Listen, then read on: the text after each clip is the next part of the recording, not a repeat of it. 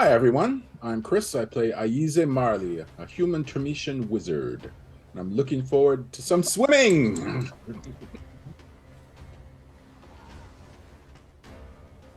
All right. Hi, I'm Erica. I play Rin Swiftbow, beast, elf, ranger, mouthful of things. And normally I summon my Falcon Vert, but we're fighting. We're I was gonna say we're fighting water. We're not. I'm gonna have a fight with water. We're gonna be fighting over water, so there might. It's just gonna keep going. I gotta stop myself.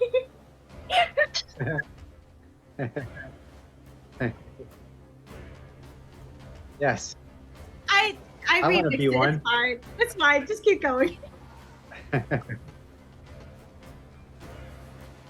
Yep, I can't be as eloquent as my daughter. So I'm Eric Wahlberg. I play Volrik the Grey. He's a Rune Knight fighter, and he's a College of Swords bard, and he's ready to get it on. I'm Space. I play Aspen, the Asimar Divine Soul Sorcerer Hexblade Warlock. And yeah. Hey everybody, I'm Winter Horizon, also known as Josh. I play Shifty Capone, or Captain Shifty Capone, the real Malone. And I am what is it? I'm a rogue, a smuggler rogue. That is, I forgot the name suddenly. I can do magic. Thank you. And you're also it was tricky. It was coming tricky to me right there. You're also super short, Yes, I am quite short. and you're a halfling too. Oh yes, there you go.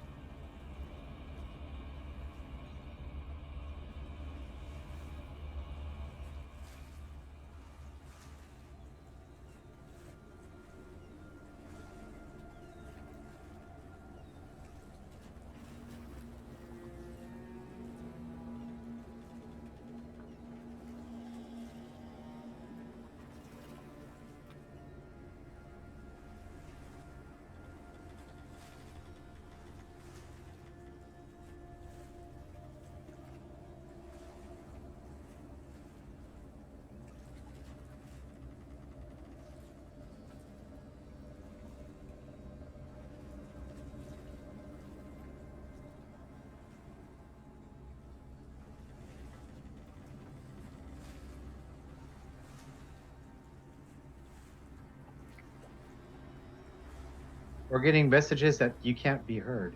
Yeah. No.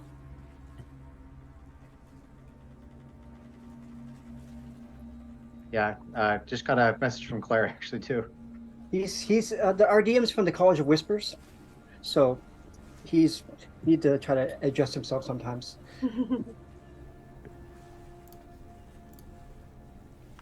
Hey, Hi, Hector. everybody. Oh man, that's such a bummer. That was a great trial run right there. Let's So go ahead you and were do it just again. you were just watching me speak into nothingness. Oh Also- man. So- I just use your outside voice. Yeah. Hold on. Let's see. I'm gonna put. Could you hear any of us? I don't think. Wait, you can all. Jack says They can he definitely hear says us. he can hear us, but not Nathan. Yeah. But can you hear me now? Everybody can hear me now? Yeah? Yes? Yes. It's you quite were a reading. story. Quite a story. Wow. Man, You connected. I'm so sorry, y'all. Yes, Jack says he could hear me. I am so sorry, y'all. Sometimes things just don't go the way you want them to. All right. I'm going to try to make this recap much faster. Last week, our heroes went off on a bunch of downtime activities. Volrik did some research into Umberlee's tyrants and the symbol that you all found, whereas Rin went and researched the Sahuagin. I'm just making sure. Yeah, great facial expressions, thanks. Rin did some research into the Sahuagin, knowing that you're going to be going up against them soon. Shifty did a reconnaissance mission on the Zhentarim, but all of Shifty's scouts were killed in the process, and Shifty found a mysterious thieves' cant note saying, "I'm watching you." And lastly, Aspen, you went and got everybody gifts and gave everybody various gifts, including Shifty the big captain's hat that Shifty now has. Am I missing something for you, Aspen? I remember you were talking to folks and... No, that was it. Okay. And that is what happened. All this was happening, though, Aize, which, let me make sure I have this camera set up. Yes, I do. Perfect. Aize, who was out last week, but was out around town doing things. We all are going to do a quick cutaway here as we see Aize throughout the week, going between the two local taverns that are most frequented by the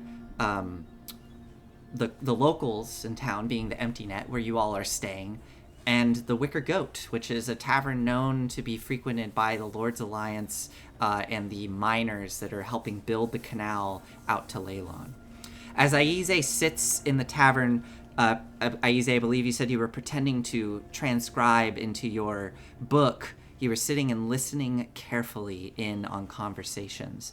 And you started to pick up a bit on the local politics of the area, hearing about how the locals who have lived in Saltmarsh for generations are worried about the Lord's Alliance pushing all of local business out, bringing in merchants from various regions, and the town itself expanding and losing its way of life.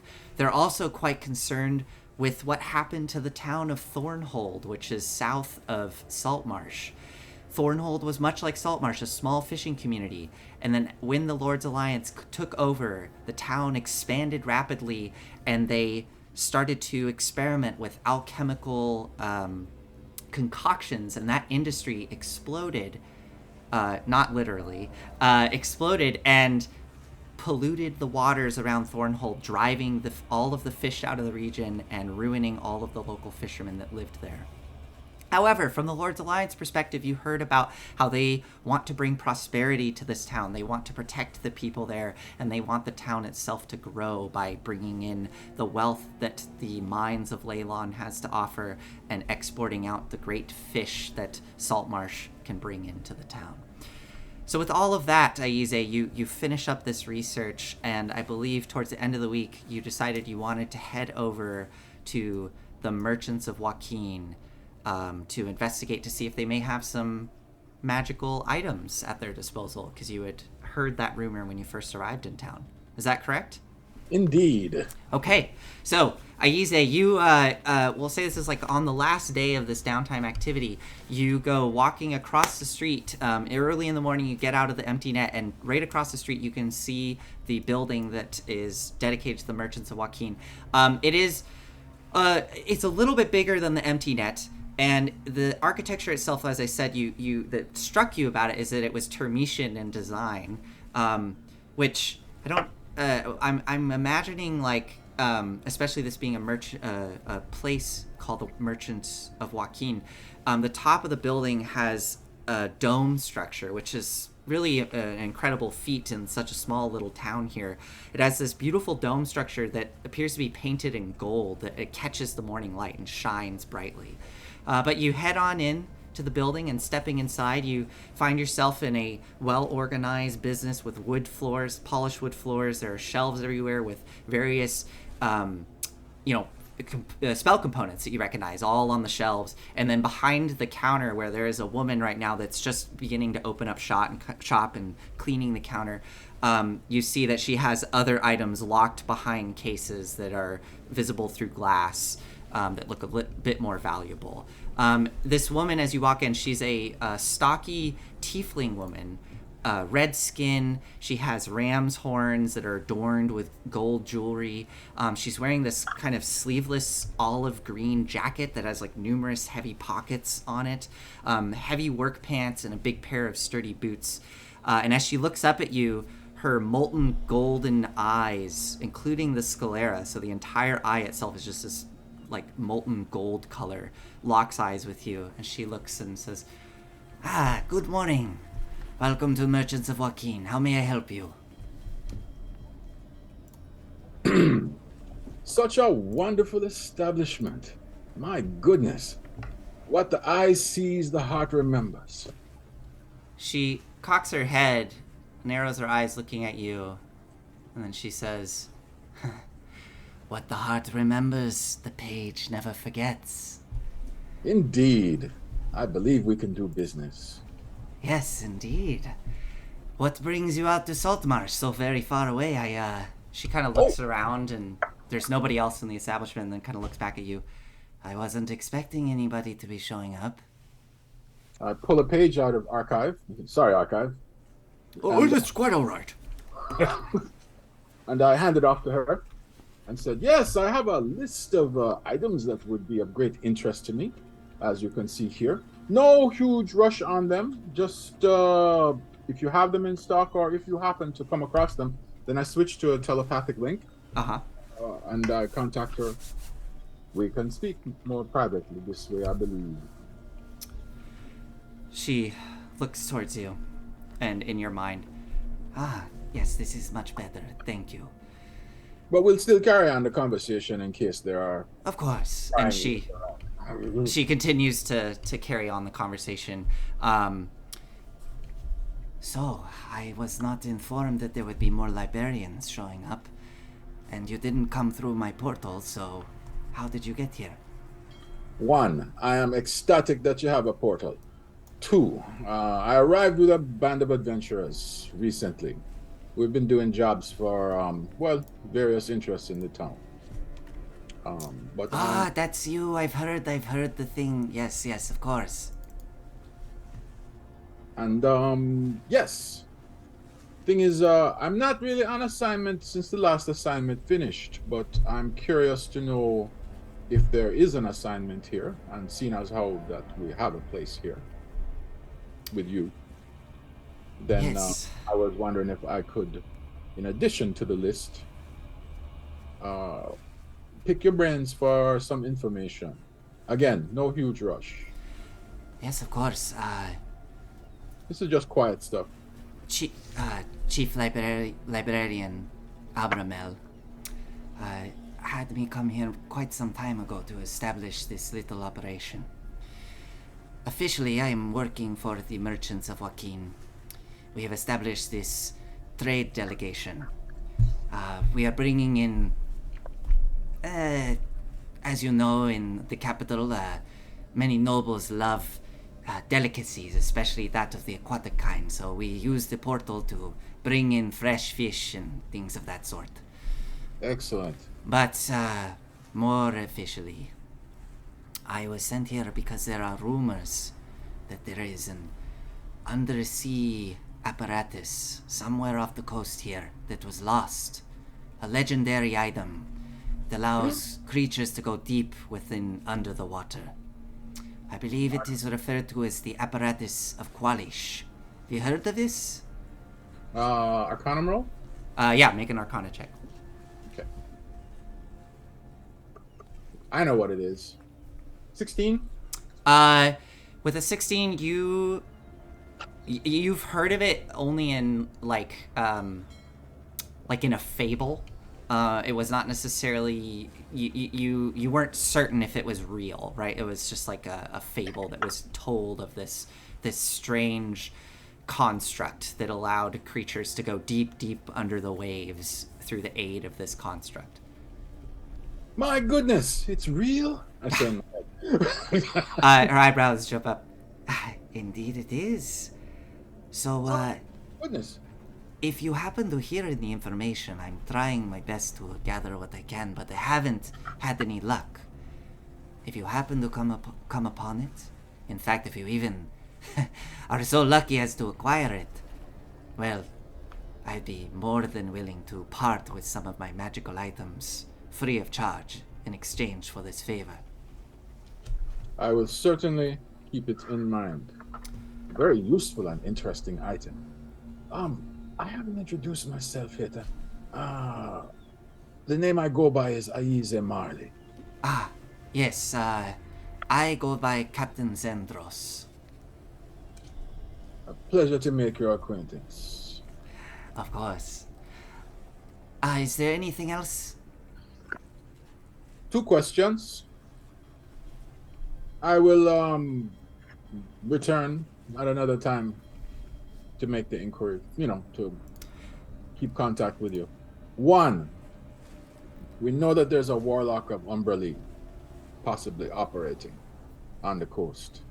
And he's gone up to some nastiness with the Lizardfolk. Any information you have on him or the other activities of the cult of Umberlee would be appreciated. 2, the warlock seems to be associated with the Zhentarim. I see. I have nothing against them per se, but any information you have on that, be very careful about that. But I will pass on information to you. It appears the Zhentarim are trying to discredit the Lord's Alliance. Of course they are. But this is same side of the same coin, or what's the phrase? They're basically the same. Sides of the same coin. There you go, yes. All right, well, I will let you know, and I'll reach out to my network. You can find me on the Diora or at one sec. Or the Empty Net. Okay, good to know. I will come searching for you if anything comes up. One quick thing on the requested items you have. The Ring of Spell Storing, I could probably get that to you within a 10-day. Now, I would say it will cost you. I do need to run my business here. I hope you understand. Of course, cover must be maintained. It would run you around 2,500 gold pieces. It is a very, very difficult thing to acquire and very rare. I hope you understand. Nothing ventured, nothing gained. 2,500 gold pieces. All right. Now, of course, we could maybe make some sort of arrangement. You do something for me, some sort of favor. We could either drop the price or even do a direct trade, especially if you find information on the apparatus. At this point, she's also saying this, I think, out loud, because it's just business related to keep the conversation going. I tell her telepathic. Yeah. We can keep the surface of a business arrangement, but you can ask me for anything. We are librarians, after all. I know. Thank you. And it will be done. Very well. Well, she switches out of the telepathy. I hope you have a wonderful rest of your day. I will keep my eye out for these items that you requested. And please tell your friends. I will. May Joachim's golden tears rain down upon you and bring prosperity and health to you and your family. And you as well. And I leave. All right. And you head out. And as you head out, you can see all of your companions gathering out in front of the empty net. All of you have seen throughout the week that more and more these appear to be like delegates of the different aquatic species have been arriving. You've seen some Lokata show up in the harbor. You've seen merfolk arrive, and there's even been a small encampment of lizardfolk that have set up on the outskirts of town. And there's those 2 ambassadors that have been kind of going back and forth between the camp and the council hall. This morning, though, you have been requested to go to the council hall for a meeting, requiring all of you to be there, or at least asking all of you to be there. I'm assuming you all are going to head over there. So as you all walk out of the empty net and have to make your way around the harbor, you end up on the other side, and you can see the council hall up there to your right. There are many ships that have kind of come in this morning. You can see people loading supplies off, getting ready for the day to go fishing, things of that sort. But as you're approaching the first dock, you see that a large ship has just recently docked.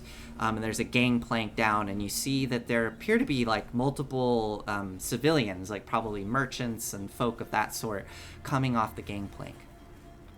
As you're moving towards the council hall, Rin, you spot a kind of a pale woman with light hair, looks to be elven. As she's stepping off the gangplank, her gaze stops on you, and she just watches and follows you as you are moving towards the council hall. Amy, welcome to our show, by the way, and thank you for joining us. Amy, would you mind introducing yourself, Absolutely. who your character is, and describe what your character looks like as you see Rin? My character's name is Chinyar. Depending on how you like to pronounce it, it is either Eldrin or Alderin, elf. I have a bluish tint to my skin. I am an older elf, and those who understand Eldrin or Alderin, I would be a elf that is in my winter season. Indeed. And I also am dressed in cleric kind of robes, and I have a symbol, as well as my breastplate and shield of Coralin, for those that would recognize the symbol. I would say that, Rin, you recognize this symbol as Coralin is basically like one of the largest deities, like the most well-known. It looks to be kind of a star, I believe. If correct me if I'm wrong, Amy, but it looks like a star with 2 crescent moons kind of butted up against each other. So what do you, Chenyar, what do you do? You spot this individual that you recognize. What do you do? So my character, what you will see is she will lock her eyes on Rin, and she will make haste towards Rin, and Okay. she will approach Rin, and she will say, pardon me a moment, miss? Yes? I need to just ask. I'm just staggered. You are striking a resemblance to a friend of mine, a very good friend I have not seen for, a very long time. At least 50 years, maybe, oh dear, maybe 70. Do you happen to know a Renly Wildgrove at all? You look just like her. Well, I didn't know her as by that name. She's my mother. I could have guessed. You bear a striking resemblance to her. I'm so pleased. Is she here with you? I would love to be reacquainted with her. We have not seen each other in so long. And Rin's just kind of like very excited, but then just slowly kind of shrinks. She's been gone for a few years. So as Chinyar was talking to you, the bluish tint to her skin kind of got a little peachy, And as you say what you're saying about your mom being gone for several years, you see that the tinge of blue returns to her skin. And I see. Oh, my dear, I am so sorry for your loss. Really, she was extraordinary bowman, and I see by your bow you follow perhaps in her footsteps. I can imagine as they say, the apple did not fall far from the tree. It is such a pleasure to meet you. Thank you. I'm in the middle of something clearly, but Oh yes, I am so sorry to bother you. if I could hear more about my mother, I'll be around. It would be my honor to regale you with stories of your mother and I and our adventures. We had such an amazing time together, and so many people we have met along the way. And I again, I apologize for interrupting you. I see you have your friends here, and I did not mean to intrude, but I could not let you pass without stopping you. You are just a spitting image of her. So at this point, all of you have heard the last bit of this conversation, and you see this elven woman speaking with Rin. If any of you want to interact. How does Rin look? Is she sad or anything? Do we see her become saddened by the mention of her mother? I'll describe it. Rin was like initially excited and looks still smiling, but definitely a little bit fidgety now. I think I would walk over to Ren. Hey, are you okay? Oh yeah, just did this lady make you mad? Oh no. Okay, because I was 1 second away from pulling up. No. She knew my mother. And it just kind of turns to Chinyar. Chinyar. It's like, sorry, what was your name? It's Chinyar. I did not mean to intrude. She looks at Aisha's character and says, I did not mean to intrude. I just needed to understand if Ren, did you say your name was Ren? Mm-hmm. I knew her mother, and I was hoping that perhaps maybe to see her again. However, my pleasure to meet you. My name's Chinyar. Chinyar, you can call me. She holds her hand out to. Yeah, I'll. Is not your custom? Sure, we can go with that. And what is your name, my dear? You can call me Aspen. Aspen. Oh, it's a pleasure to meet you, Aspen. Chinyar. Chinyar, yes. Okay, well, please don't make my friend sad again. While they're talking, I'll just step back. It's just like, wait. Go ahead. While they were talking, Nathan, I'm going to kind of lean over towards Aize and I'll say, why don't you poke in her mind a little bit? Make sure she's not with a Zhentarim. Oh, that would be incredibly rude. And you know that if I poke her, she'll notice. I can read her surface thoughts, though. Or we could just have a conversation with her. I look at him. Okay, fine. I'll switch to... Hang on, let me check something here. Languages. Celestial, Common, Dwarvish, Gnomish. No Elvish. Of course. Okay. So are you going to read the surface level thoughts? I'm not going to probe her. I just want to go on record. Okay. Okay, yeah, but you want to read the surface level? Yeah, just okay. Whatever's on your mind right now. So do I know that he's reading surface level? No, but Chenyar, can you so bear with me here, Aize, because this is going to be weird to you, but Chenyar, can you make a wisdom save for me? Sure. Okay.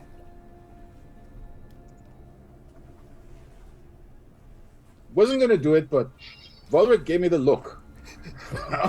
And I know this is surface level, but there's something else going on here that you're not privy to. So, did you roll your save, Chinyar? I did. Oh, what did you get? A 9. A 9. Oh, no, that's from Bert. Okay, you got a 9. Okay, so Aize, you focus on Chinyar to get her surface level thoughts, and you just get static. This kind of, but no thoughts coming through. I open archive. Mm-hmm. I make a note. Okay. And then I lean over and I look at his note. What do you write? I write, what is she? and intriguing. And then I'll write down, not picking up anything, Volrik. Volrik, you see that last bit being written. I raise my one eyebrow. Okay. Intriguing and odd. Chinyar? I'm going to reach out for Ren's hand very slowly, and I'm going to give it a slight squeeze, and I'm going to say, perhaps a bit later. I'm new here, so I do not know where to meet you. I have to find some sort of lodging, and of course I'll have to find some work. But perhaps I can meet you later when you are free from, whatever obligations you have. I see you have a bunch of friends waiting for you, and I did not mean to intrude. I'll link to Ren telepathically. Sorry to interrupt. And I say, don't let her out of your sight. Invite her to come with us. So Rin's about to have this very yes, I want to speak, and I just hear her totally don't let her out of sight. Yeah, yes, of course. Later today, or however soon we can meet, definitely. Since I am new here, I do not know the places to stay. Is there a place that you can recommend to me? Rin turns to Aspen. Do you approve of her coming on your stomping grounds? Referring If to she has the coin, by all means, she can stay at the empty net. Only there. Okay, what is it? I'm sorry. What is it that you do? Well, by trade I am a cleric. I heal, but I also have been known to go on various adventures, and I work with individuals that they are seeking particular artifacts or things of that nature. I will be looking for work, though. Most likely, if there is a church of some sort, I usually can make a fair bit of coin healing, which I will need to do to be able to survive here, obviously. So, but if you do hear of any adventurers that are seeking He jumps in the way and interrupts you. It says, "Welcome to Saltmarsh, my lady. So you said you're looking for work, and you're a cleric, are you here? I'm the captain of the Diora, and we're about ready to take off on a trip." I look over to the group. "Perhaps you would like to put some of your use in healing powers to use." And I take out a little sack of gold coins, and I say, 5 gold coins to start? That would be most acceptable. I did not think I'd find work so quickly. Yes, I'm Chinyar, and she holds out her hand to shake her. I believe this is the proper custom. Well, and sure. then she'll I put hold the out her gold other coins hand in to take the 5 gold. I put the gold coins in my hand like a shifty rogue would and just palm them into her hands. I'm like, "Welcome to the Diora." I immediately message Shifty, and I'm like, we don't even know if she's dangerous, and you just automatically just let her come onto our ship? What if she's working with the Zhentarim or someone even more powerful? Haven't you met Sethrath? Yes, but he was on our side. And as those two are talking, because I don't know this conversation's going on between them, I will go back to Captain Shifty and I will say, where to I start? Are you on your way to your ship? I don't know where to meet you. I need to find some lodging, or do you live on the boat? The empty net, lass. The empty Go net. to the empty Okay. net. Then I will make my way to find lodging. Which way is the empty net? And are you going there right now? We're actually on our way to a council meeting. Oh. How about you come with us? We get to know you a little bit better. Oh, that would be an honor. Thank you. We'll make sure you're well lodged. And you will get to know us a bit better. And who are you, sir? Oh, forgive me, my rudeness. I am Aize Mali. I am but a humble Commission librarian. Ah, my pleasure, sir. And she's out her hand. Pleasure to make your acquaintance. A pleasure to make your acquaintance as well. I would say something embellishing and interesting in Elvish to you, but I don't speak it. So... Do you speak Sylvan? No. Ah. But I can talk it in Gnomish, and I start speaking. I see. Perhaps we will then revert just to common. And who is that behind you with the long sword? This would be our erstwhile leader when we're not on the ship. Allow me to introduce the noble Volrik. Ah, pleasure, sir. Volrik the Grey. Pleasure to meet you. You are a paladin? I'm not.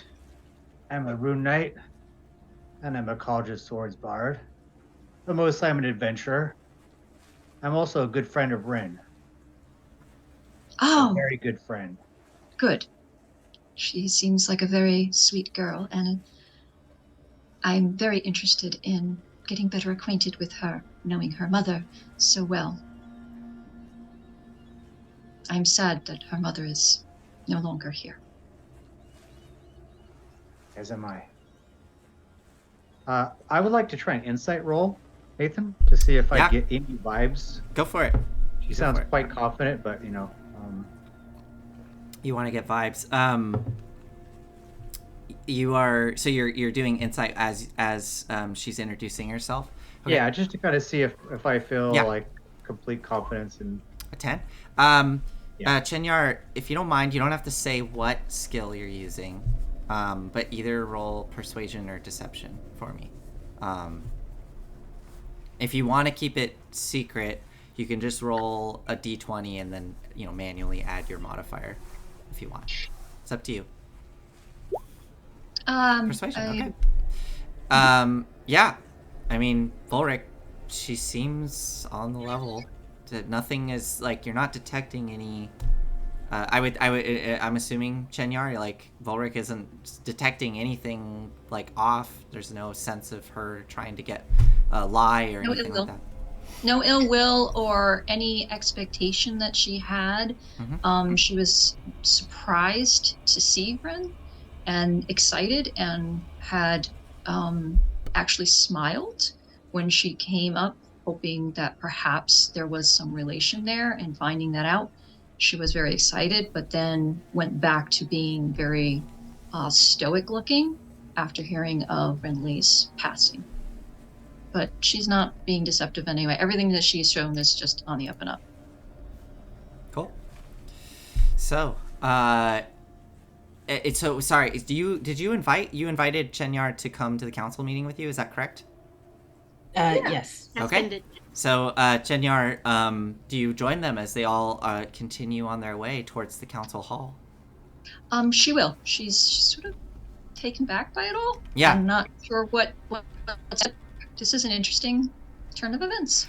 Okay. So, fresh off the boat of this travel that you just took to get here to Saltmarsh, you step off and immediately you're being whisked away straight into local politics as you are pulled into this big wooden council hall. You step inside and you can see there's kind of a public gathering area with benches to the left and right in the main aisle, going up to what looked to be 5 seats up on a podium behind some tables.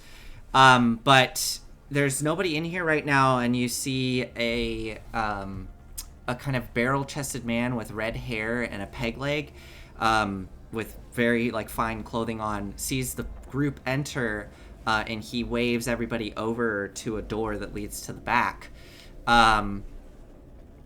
Actually, That's Eleander Fireborn. you know what? I'm realizing. Hold on, sorry. Let me retcon that slightly. I'm remembering something. So, you go to open the door to step inside, and right away there are 2 Lord's Alliance guards at the door. They scope you guys out as you approach and let you all in one by one. When they see Chenyar in the group, they kind of stop everyone. They stop you, Chenyar, and they look towards probably Volrik, and they say, "We weren't expecting a new member. Is this? We didn't get word from Eleander that you were bringing someone new. Who is this?" She's part of my crew. The Diora. A bit of a hasty add to our group, but seeing as we are down 1, if you don't have a problem with it, I'll allow her to introduce herself. The guards look at you, Chenyar. Hello, I'm Chenyar Yudindi. I am a cleric of Corlandon. If she looks at Volrik and she'll say, if this is a problem, I most certainly can wait outside if you prefer, sir. Maybe. I look back at the council. So you look inside, Volrik, and you can see inside the council are up on the 5 chairs. And where those benches are on the left and right, there's a collection of all the different species. You see 2 Lokata, the big fish people, sitting kind of uncomfortably on the benches. You see that same merfolk, that woman that you met at the Lizardfolk lair, she's kind of coiled up on one of the benches. And then there's the 2 Lizardfolk ambassadors that you came here with. So it looks like they've all gathered in this bigger space, but they're making sure only certain people come inside. I turn back to Chenyar. Probably a good idea for you to wait outside, but please wait outside. If it's okay with you, Volrik, excuse me, I'll wait out here with her. Okay. So Aspen, you step aside with Chenyar, and you post up outside as the guards wave the rest of you in. The rest of you all head inside, and the council kind of hurriedly gets you all situated and quiets the room down as you settle in here. And you see Ida Oland, the older woman, dark skin, close cropped, salt and pepper hair, kind of burly build, as she stands up in the center of these 5 council members and looks over this collection of folks. And let me pull up here.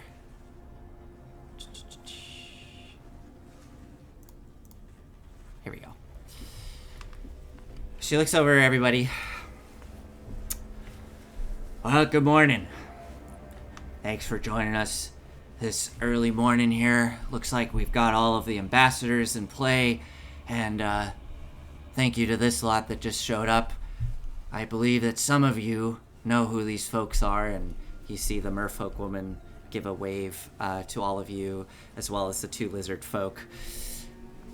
Well, we've been in heated discussion with all these ambassadors on what to do next about the Sahuagin threat that I'm sure you're all well aware of. We are planning an assault on their base of operations. As I'm sure some of you know, these lizard folk here were driven out of their home. They told us of the story and how they were driven out, slaughtered in the process, and those that survived managed to escape to their new lair. There's been interesting reports from scouts. Lizard folk have been keeping an eye on their old home over the past 6 months. The island that they resided in, a rocky outcropping off the coast with a rocky pathway cutting through the water leading up to their lair. This island appears to have been sinking over the past 6 months. All that is left now is the top third. Now, The Lizardfolk have given us good intel on the interior. However, we believe that things may have changed, especially considering the fact that their home is sunk beneath the waves. Before we can enact an effective assault with minimal casualties, we're going to need some information. She looks over all of you. That's where you come in. We would like you to go in first on a reconnaissance mission. Ideally, try not to make your presence be known. Or at the very least, get out of there alive with useful information. The things that we need to know. We need to know how many of them are there. How many of these bastards there are. What is their size and strength like? We'd also like you to identify important locations within the fortress. If you manage to make it inside, try to identify any important defenses. Anything that may cause a problem with an assault. And if you really are lucky and you get deep within, if you can find any evidence of battle plans, what they are planning to do, any tactics or strategies they may have. And lastly, if you can identify their leadership.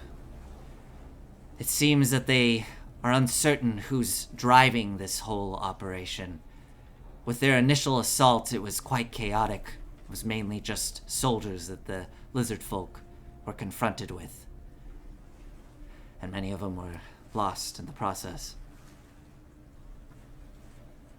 So, this is what we ask of you. Are you up to the task?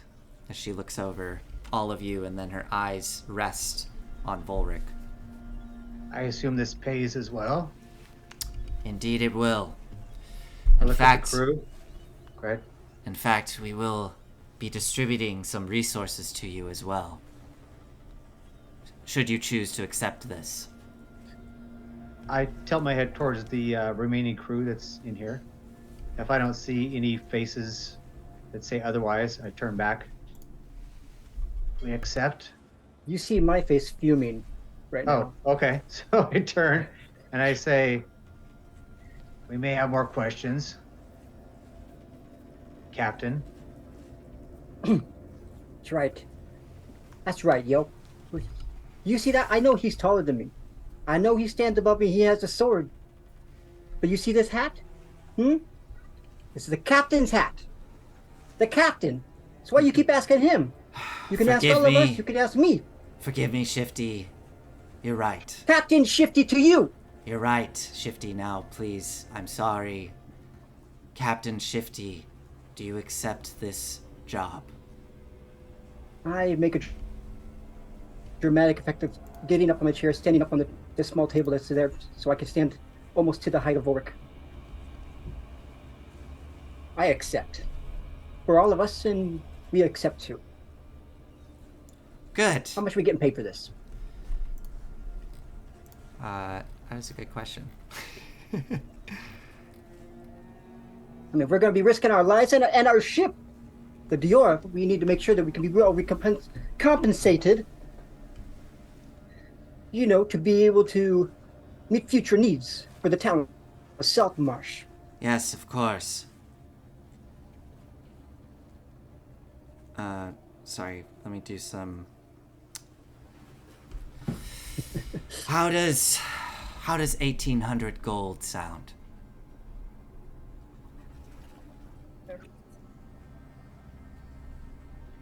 Give me a moment. And I look back at the group and I tell everyone to get in a group, get in a huddle. Okay. I assume you're still standing on your chair as you were doing this. Oh no, I'm standing on the table. Oh, okay. Not big enough. I'm gonna look over the table at least. Okay, so you're standing there and you pull everyone in for a huddle. I don't know if this is enough. I think we can get more from this group. I figure we're going to have some treasure we'll find on our way in there. They don't know that. We're doing something good, right? We're building a relationship with these folks, right? They're going to give us some more resources, right? I say we accept it, Captain. Okay. 2,000 gold pieces for the crew, and we will gladly accept. Make a persuasion roll.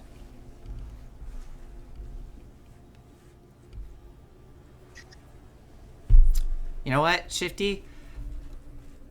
I will give you advantage on this one roll, just because you got a brand new hat that makes you look super dope. Well, it's 14 then. A 14? Okay. 14.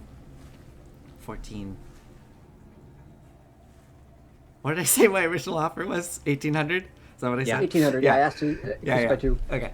1,900.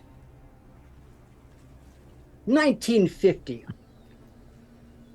She rolls her eyes, looks over the council, and you just see Galen just like throw up his hands. All right, fine.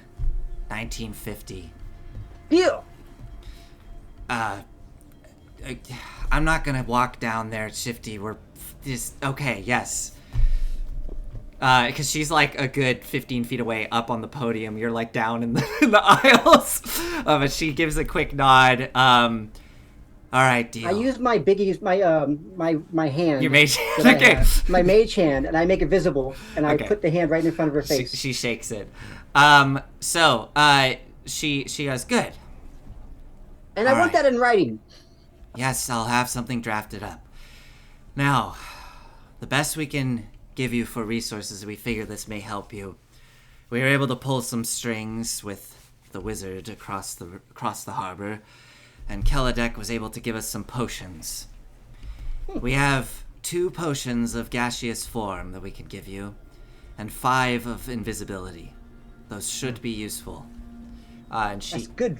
jerks her head, and one of the Lord's Alliance guards has a small chest and brings it up to you and poof, sets it on the table.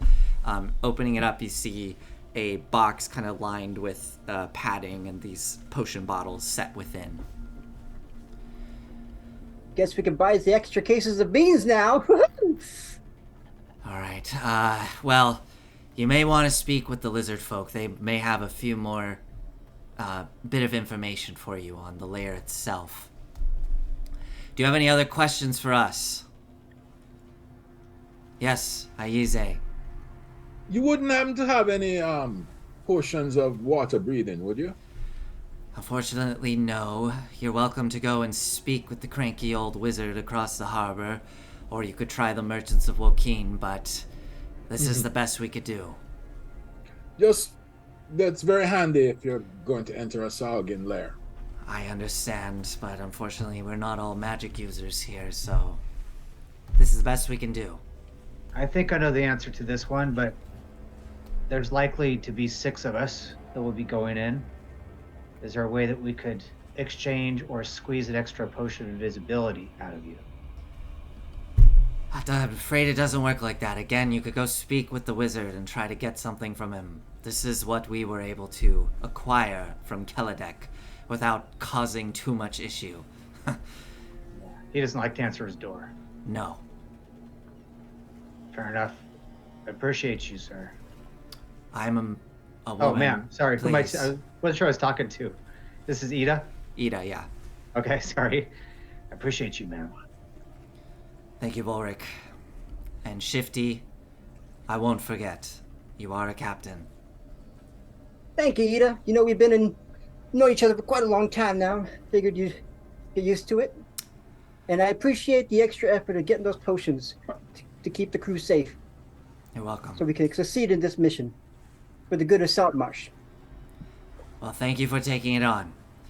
All right, that's it for us.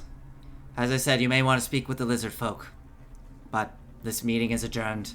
And she kind of gives a quick rap on the table with a little gavel that she has, and everyone stands up and starts to exit and go off into their various business. What do the before we cut over to Chenyar and Aspen, what do all of you, if anything, want to do before exiting the guild hall? I'll whisper to the group. Sure, Ida usually gives me the missions she thinks I'm going to fail at. But I think we'll do all right.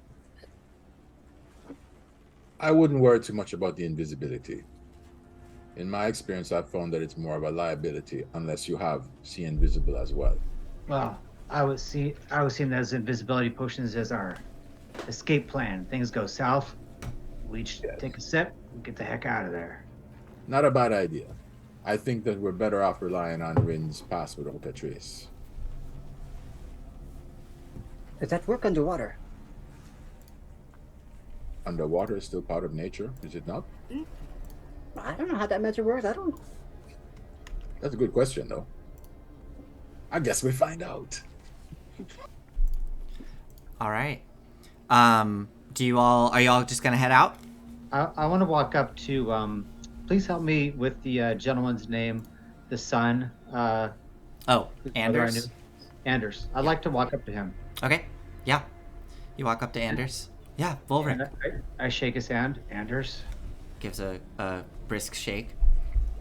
I give him a polite bow, and then I use my message cantrip. Okay. And I say, "Don't be alarmed. It's a simple bardic spell. You can understand me." Yeah. Yep. I can. There's someone that we almost brought in a moment ago. Calls herself Chenyar, an Eladrin cleric. Can you do what you can to find out about her? Yes, of course. Yeah? Of course. Thank you. Is there anything I can do for you, sir? Don't die. Well, I've already died once. Try not to make a habit of it. Oh, okay. Well, okay. I will process that. Yeah, don't die again. He gives a quick nod and goes off about his business. Anybody else before we cut over to Aspen and Shenyar? All good? Okay. I didn't have this scene set up. I could try to do it real quick. Let me see if I can. How quickly can I do this? Give me a moment, chat. I'm gonna do some quick production here. See if I can get Aspen. Just like quickly cutting through all the different. Okay, I don't think I'm gonna be able to do it quickly, so I'm just gonna use the big one. I don't have a dual shot set up, so everybody else is gonna be on screen. Oh well. So Aspen and Chenyar, you are outside as everybody just retreated within. The doors have closed, and both of you are standing out here on your own. What do you do? I hope you can understand why we couldn't allow you to enter. Oh, that's perfectly fine. I just arrived. I wouldn't expect that I would be so caught up in all of these details. But I am curious. What is going on here?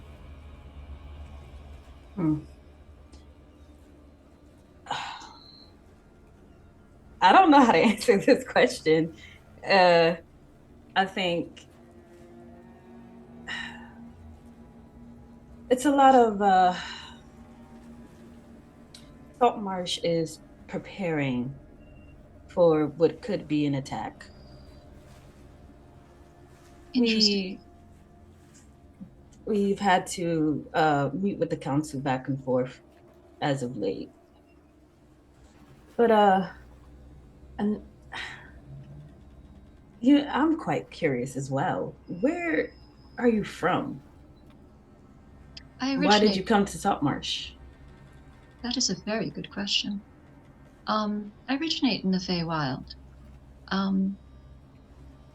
I felt a calling to come here. As a cleric, I am very close to my god, and there was this,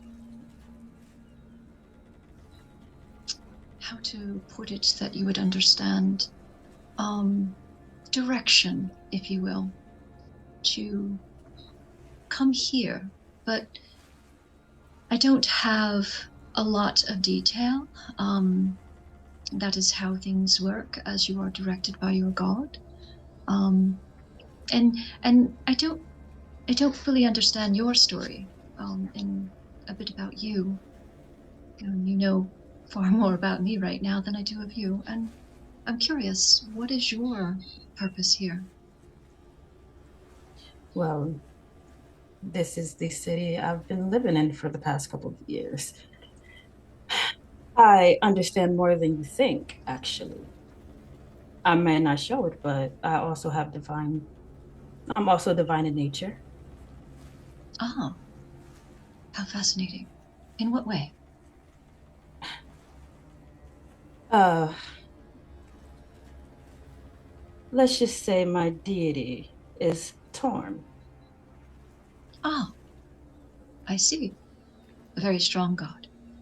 Well, I do not look to pressure anyone into telling me more about themselves than what they are ready to reveal. But I would be curious about you as a um, fellow divine, inspired, and godlike individual. I would interest in hearing more of your thoughts of your god Torn. Thoughts. Yes. I have plenty of those. Um, you are quite fascinating. I think Am I? you're yeah, I haven't seen very many people from the Feywild, is it? And your deity is who again? Corlin. Corlin Merlin. is a very strong god of the elves, and I would not expect that you will see a lot of my kind. We don't venture from the Feywild often, but again, as I mentioned, I was called here. Would you like some tea? Do you drink tea? Not at the moment. I mean, we're hardly in a place for tea. Well, I can remedy that. And she reaches over, and you see there's this holster with a saucer and a cup. And she looks at you and she says, "Do you have a drinking vessel?" Uh, yeah, I have a water skin, but it has water in it. She fishes in her backpack, and she pulls out a cup. And then she takes her holster, and she takes her other cup, and she says some words in Sylvan, and she pours hot tea into your cup. She says the same word in Sylvan, and her teacup fills. And she says, "How about we have a little chat while we're waiting? Let us sit over here. Does that sound good?" Yeah. How did you She find will. yourself with this group? They just stumbled into town one day, just like you. I hope you understand why I'm a bit wary of you. Weary. How Yeah. do I make you weary? For one, I don't trust strangers that make my friend cry or sad, not cry, but sad. Um, that I could not help. I would not have known that dear sweet Renly had passed. Hmm. I must What kind ask, of is Ren quite the bowman? Her mother was extraordinary. she is? You should see her in battle. Well, I hope that I get the opportunity. It will do my heart proud to see her follow in her mother's footsteps. You know, Shinyar, was it? Chinyar. Shinyar. I, as a fellow divine user, I'm going to give you the benefit of the doubt. But if we find out that you're not who you say you are, I pull out my battle axe. You watch as Well, this kind of rift appears in front of Aspen, in front of her hand, of like purple light with like almost like a black void in the center, and Aspen reaches in and withdraws a massive battle axe that she's holding in her hand. So Chinyar will Wow. say, "My, that is impressive. And I have nothing to worry about, my dear." I doubt you don't. But I'm hopeful that it won't come to that. So, what kind of tea is this? Well, here, she reaches in her pouch. She sprinkles a little bit of tea leaves. It is lemon balm. It is one of my favorites. I'll I'll take a sip and It's a lemony that's flavor. good. Yeah, this is quite good. I love citrus, so uh Yes. I'm sorry, you make me quite speechless, and I don't know how to approach you. Then you should get to know me. The cup's enchanted. That's why I'm able to get hot liquid from it. I do like my tea. At this moment, the doors open up and you start to see your companions exiting the council hall as you all step out into the morning light of Saltmarsh, mist clinging to the harbor itself. And yeah, Shenyar and Aspen, you see all your companions come flooding out and rejoining you. What do you all do as you all regroup here? Volrik is noticeably perturbed Okay. and openly in front of everyone. Shifty, Captain. Yeah. You see what happened there? Woo! We got 150 extra gold that they didn't even expect to give us. At the cost, That's at how the you do cost of business. annoying. Shut your damn mouth, little man. At the cost of annoying a council who we look to be allied with for a long time. We need favors from them. We need them to like us. Now you're the They'll like captain. us. When we're on that ship, I'm not done yet. You're the captain. We're on that ship. I'm your first mate. I'm your sea dog. I will do what you need. When we're on land, you ask the others here. I'm the leader. We all have a say, but I don't want you in there mucking things up next time. Are we clear, Mucking things Captain? Are we clear, Captain? Mucking things up? Are you talking about getting more gold? How's that mucking things up? Did you just hear what I said?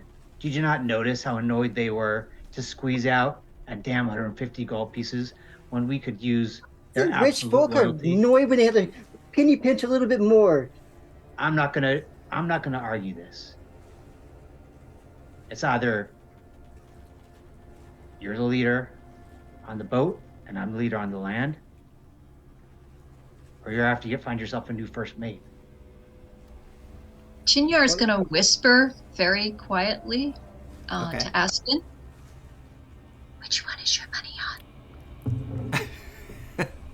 Honestly, I wouldn't bet on either of them. All right, and then back to Volrik and Shifty. Your decision, Captain. You want a first mate? When we talk to the council, you keep your mouth shut.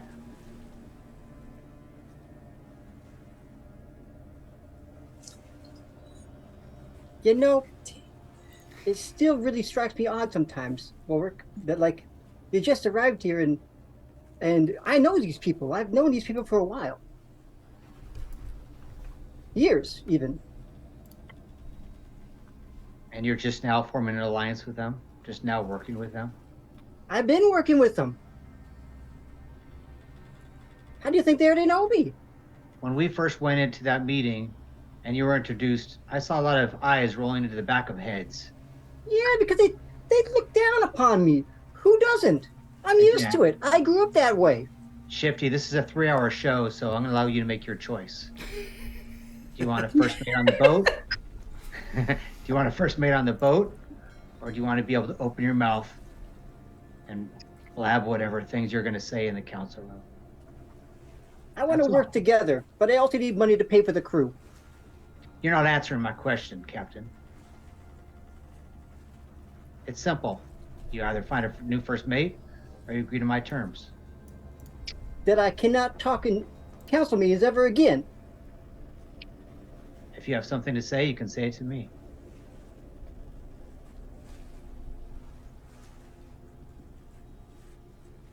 If you don't agree, I respect that, but then you're going to have to find yourself another sea dog. I think I'll have to talk with Aspen about this. That's fine. I just turn around and keep sipping my tea. Okay. Ooh, But later, lemony. not here Love in front it. of the council. Okay. All right. So this tense conversation comes to a close, and you have the rest of the day before you, as well as this new task at hand. What do you all do next? Are we out of the council chambers? Yeah, you're just right outside on the street. You're welcome to go wherever you'd like. Is that tea? Yes, it's quite lovely. I think. Yes, I have 5 different varieties on me.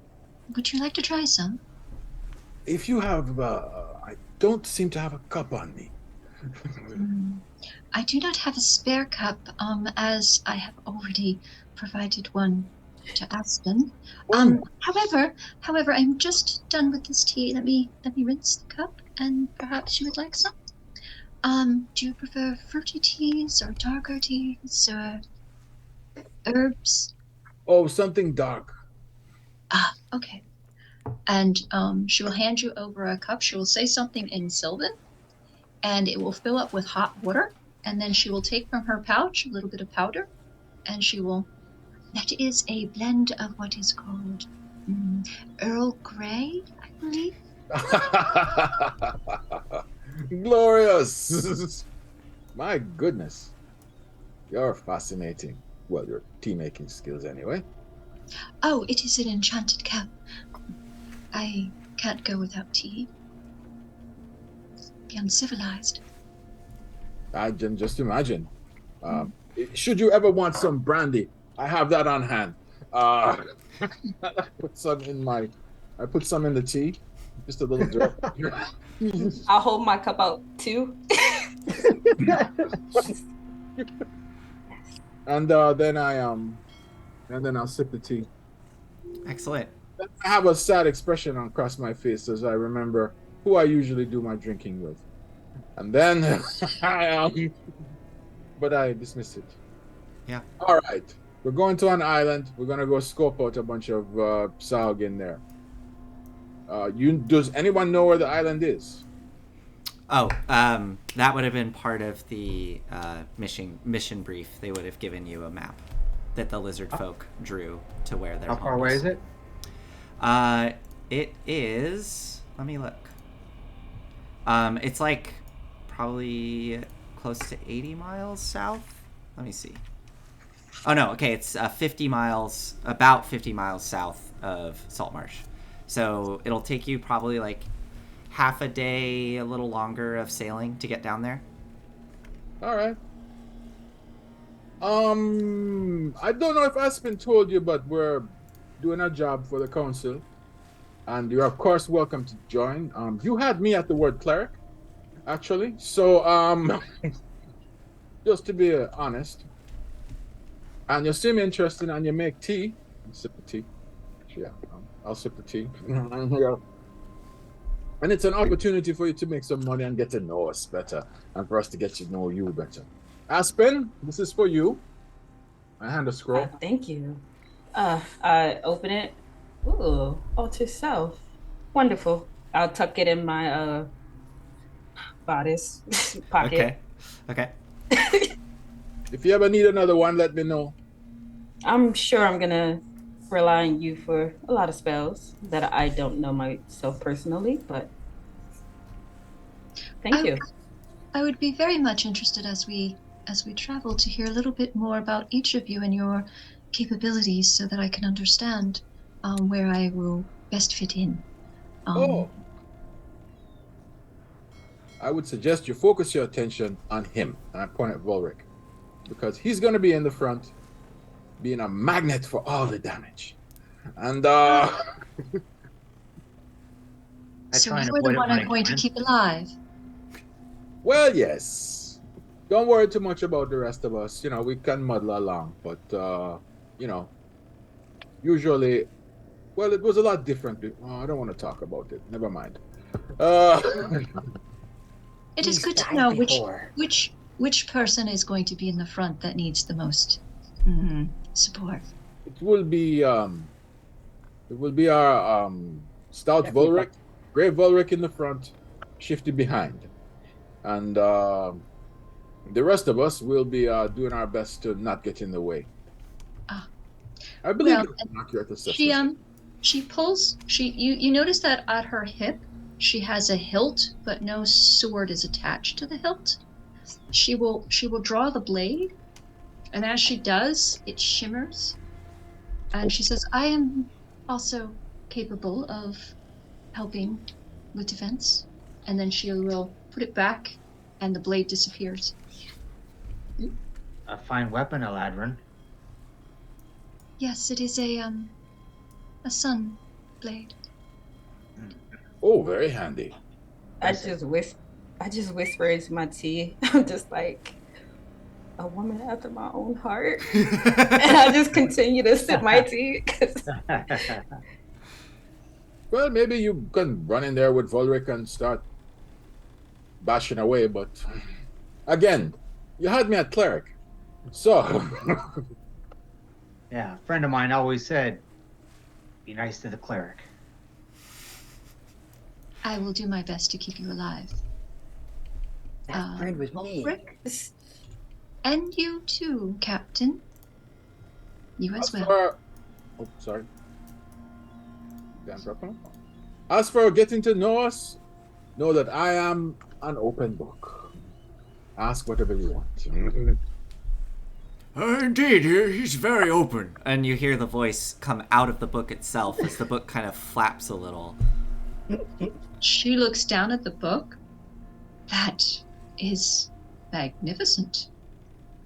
You hear that, Archive? She called you magnificent. I did. Yes. Thank you. I am quite enchanted with this book. I most certainly am going to look forward to learning more about you, sir. Oh, well, ask away. I'm happy to answer. Is there a trapped sentient being in this book? Trapped? No, I'm not trapped. No, of course not. Ah, Look, I can float on my own. Archive can float, right? Like, I'll project him so he can float. and the book becomes more ethereal looking and kind of floats up before you. as it floats up, if it's close enough to me, she will reach out. She will pause, Okay. and then she will look at Azize. Ayize. Oh, here we go. Azize. Ayize.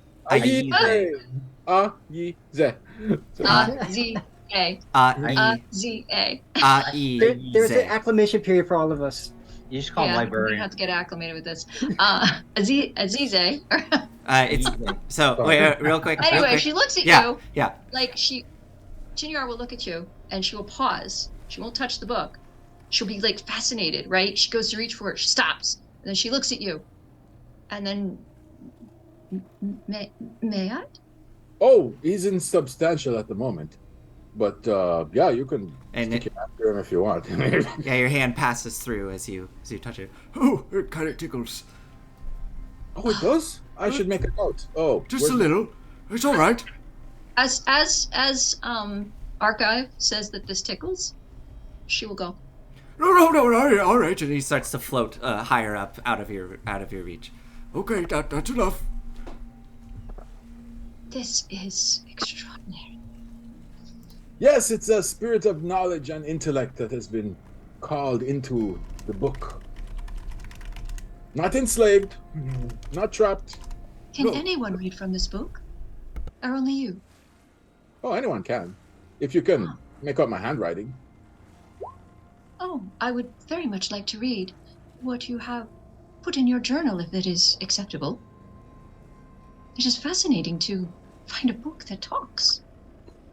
Hey, sure. Although I suspect this wizard spells, you won't understand them. No, I am more aligned with. Surgical magic. I understand. Yes. Priestly spells. Divine. The Um, divine, yes. but Uh, this is very fascinating. So where are we headed? You said we are headed somewhere. I was suggesting that we go to the Diora. I never say, I just suggest because, I'm not the leader. Who is the leader of your group? Just kind of like. Well, So anyway, Ayuze, do you think? I mean, only the two of us can cast alter selves, or alter self. Do you think we should try to accommodate for everyone else? Because if we have to go underwater, that's going to be quite problematic. Underwater? What did you say? Underwater? Yes, it's a possibility that we're. Oh, did I mention the Sahuagin lair? That's the job. We're going to go scout the Sahuagin lair, and as there are sea devils and fish people, it's entirely likely that we're going to be swimming. So, I don't swim very well. Welcome to the crew.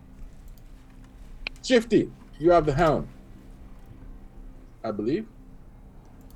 Yeah, well, I think first we should make sure we can get Helm Lady of water breathing. Alta self. Chinyard. Yeah, Chinyard. Does anyone else? I'm just taking stock here. That's all. Go ahead. Does anyone else have water breathing capability via magic?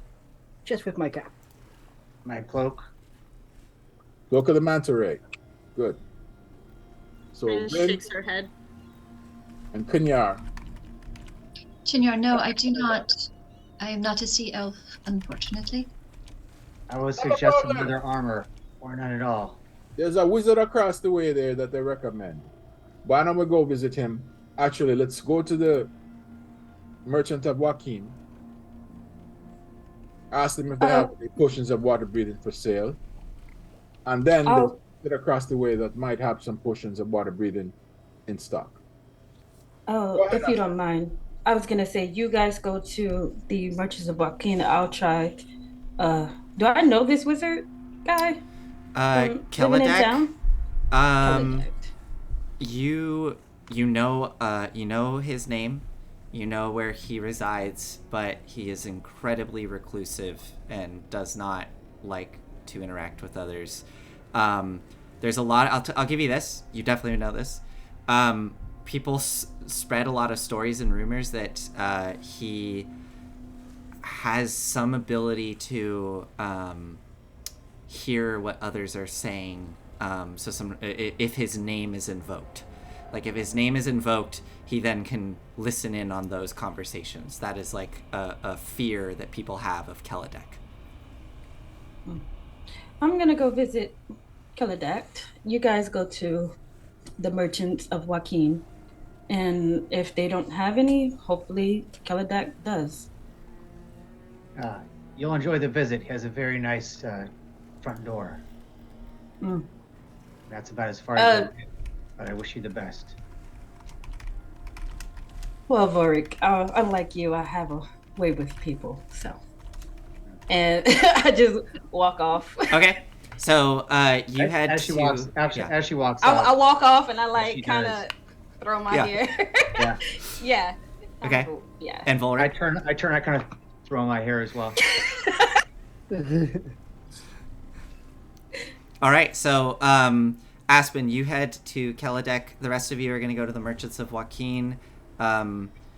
Joaquin, and you. Let's start with that. So you all head across the harbor, Nathan? going. Yeah. Not to interrupt you, but I'm wondering if maybe I could do a side thing really quick. Sure. Talking to that mer lady, to maybe she might have a connection for something water breathing since she's an underwater, from an underwater Right. civilization. Uh, So I'd like to do that off the side. Yeah. So we'll resolve that quickly, like without role play, just because we're almost at 5:30 here. You go to talk with her, with Mitya, and she says hi. She says, "Oh, the hat looks nice," but you ask her about this, and she looks at you and basically says, "We have no need for that I'm sorry. We don't have... We have no need for it, so... I'm terribly sorry. You don't have anything that could help with that? With our non-water breathing folks that want Unfortunately, to help? no. So yeah, unfortunately she doesn't. Good looking out though. That was a good idea. Thanks anyways. Yeah. Good to see you again. And just as a Keep note, it wet. Nathan, either now or when you get back from the break, Yeah. the last thing I want to do is check in with Ander to see if he has any Information. information for me. Yeah. Okay. So you all go to Merchants of Joaquin. Speaking with Captain Zendros, she does have some potions of water breathing on hand that she'd be willing to sell. Let's see how many she has. We'll call this... Sure. Okay, she has 4. She has 4 potions of water breathing on hand.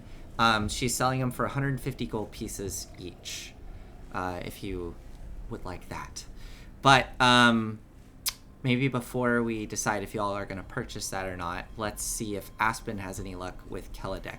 So Aspen, you head up onto the southern hill, and you can see this ominous tower looming up before you, made of dark stone that kind of twists at a weird angle and sort of curves towards the top and then goes up into a narrow point. You get to the base of this building where the tower sprouts out of, all made of dark stone. What do you do to make your presence known? Are you just going to knock on the door? I'll say his name first, since that gets his attention. Okay. Sorry, since that gets his attention. Okay. Kaladex, I don't know if you can hear me, but if you can, let's have a conversation. Okay. Let's see here.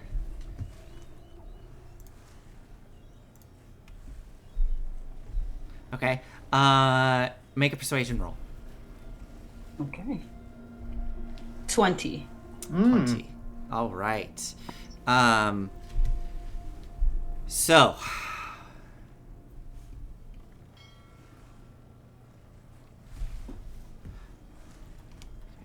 there's a long moment where you sit and wait. And then you hear a voice creep into your mind, and you suspect this is likely a message cantrip, as you hear Keladek's voice. What is it that you want? My friends and I, we need some water breathing potions. And I was wondering if you had any, and if you were willing to part with them for a favor in the future. Perhaps. What are you all capable of? I assume you're one of those people that's been coming into town lately. Stories circulating about the Lizardfolk. I already told the council I gave them everything that I was willing to part with. Well, no, actually, I am from Saltmarsh myself. I understand your frustrations, but this is important. Mistress of Whispers, is that it? Or secrets? Yes. That's right, I've heard of you, yes. How is Madame Larissa's little operation going down in the basement? Quite well. You know, she has found quite a fascinating thing down there. I don't think she realizes what she stumbled upon. I tell you what, if you can help get my friend into her little basement area, then I could part with some potions. Who is your friend? Alright, you can make your presence known. Just a quick little wave. Go ahead. And you see above the door a quick kind of like dark smoke. And you see this strange little squirrel-sized creature with leathery bat wings, kind of a strange human face, sort of reddish skin clinging to the side of the building, a long tail with like a scorpion point on the end as it looks down at you and goes, and then goes back invisible. Okay. What is it down there exactly that you want? Just let my friend come follow you, sit on your shoulder, get inside. He can take a look around. That's all I ask. He's not great at swimming. And if he was to just so happen fall into some water, let's say, he would what, disappear? Oh no, he just would be real upset. He would chew me out. And does he speak? Oh yes, he speaks, although I don't know if you really want to engage him in conversation. No, not really. But are you trying to be secretive about this? Do you not want Larissa to know? Oh yes, that's the idea. You get my friend in secretly, so she doesn't know. And believe me, I'll find out if you tell her. How? I have my ways.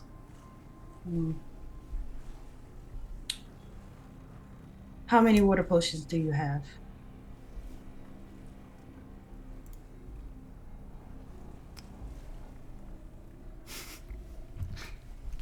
I have 4. 4. Listen, I guess it's... you just get my little friend in there, no problems. As long as Larissa doesn't know, you get all 4. I'm willing to do this, and then we could start a great partnership together. Perhaps we start working together, you know. I know how useful you folk can be, you adventuring type.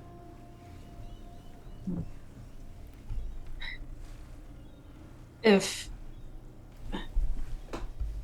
I do this, this one time, I will not make it a habit of lying to Larissa. But I need fine. those potions. This Okay. is a trial run, you know, build some trust with each other.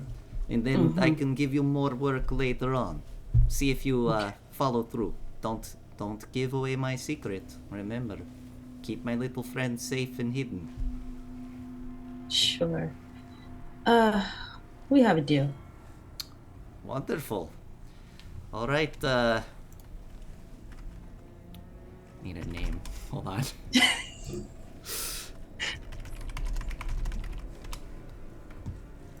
And I love name generators. All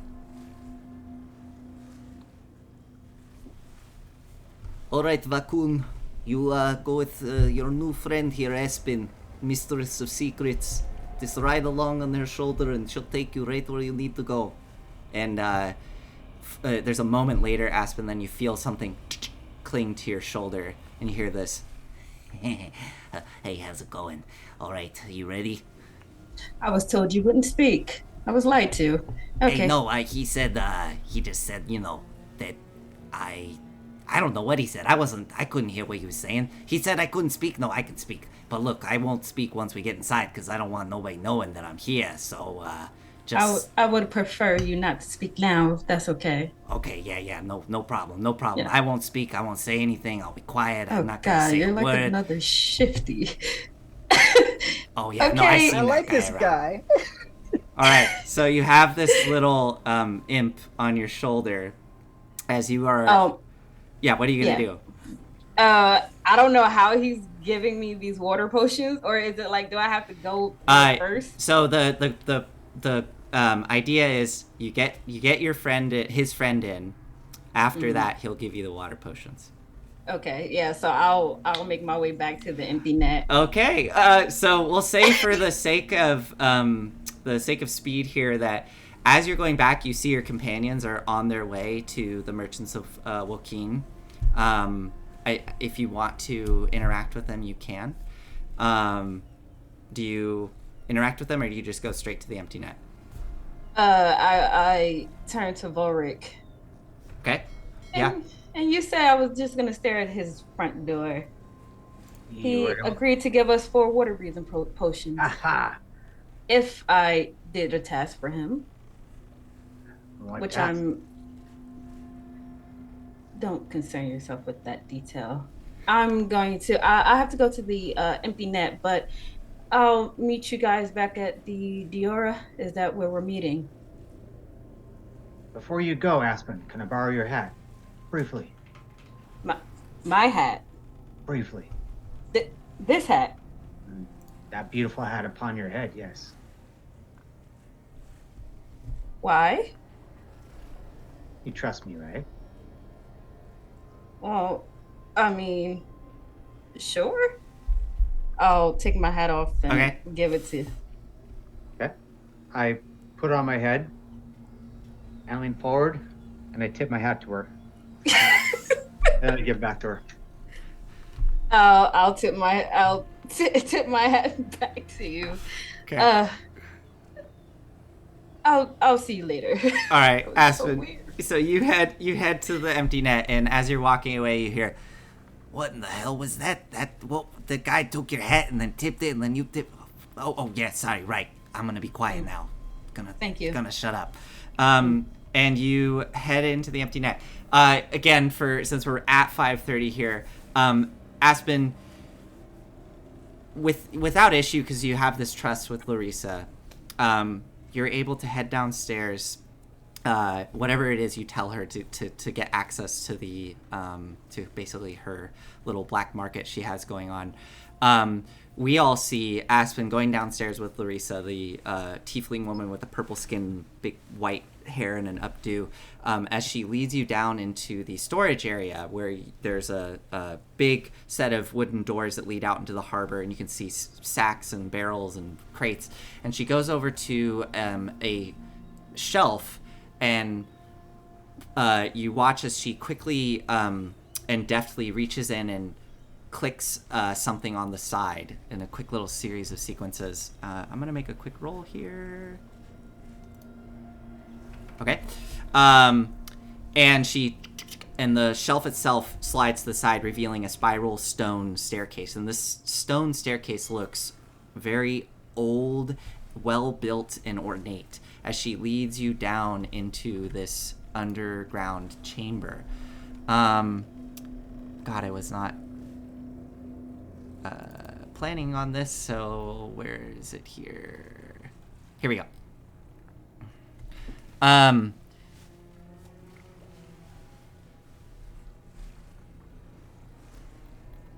Here we go. Yeah. Okay. So you end up going down these stairs about 20 feet down into the earth, and it opens up into a vaulted stone room. You can see at the northern end of the room, the wall appears to be missing and is instead an oval-shaped arch that is seemingly holding back a curtain of murky water. And through this barrier, you can see the murky shapes of the pylons from the empty net above, and streams of light trickling through the water. A couple of fish dart by. As Larissa brings you down into this area, she goes over to a small wooden table off to the left, and you can see multiple shelves that are locked up with big sturdy locks. As she looks at you and, again, just to speed this up, asks what it is that you're looking for down here. Do you have something in mind, what you would have told her, like why you wanted access to her black market stores? What does she have down here exactly? She has access to like lethal poisons. She does have access to some magic items that are stolen from the black market. She has magic mushrooms. Not the plant talking kind, right? But like the potentially. Okay. There's a variety that she may have on hand. And then she has that's what she has.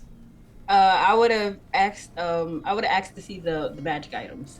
Okay, yeah. So she shows you some of these magic items. She has a potion of diminution, so like a shrinking potion, that she's selling for 1,000 gold, and she has a spell scroll of grease, which she's selling for 60 gold. I'll pay her for the spells, the grease. Okay, so she passes it over. Go ahead and mark off 60 gold, and you do your transaction. You go back upstairs as she locks everything up. And as you go back outside to meet with your companions, you hear that little voice at your ear. All right, that was perfect. All right, good seeing you. I'll let them know, and just go to the bottom of the tower, and I'll bring you your goods. And you feel him dart away.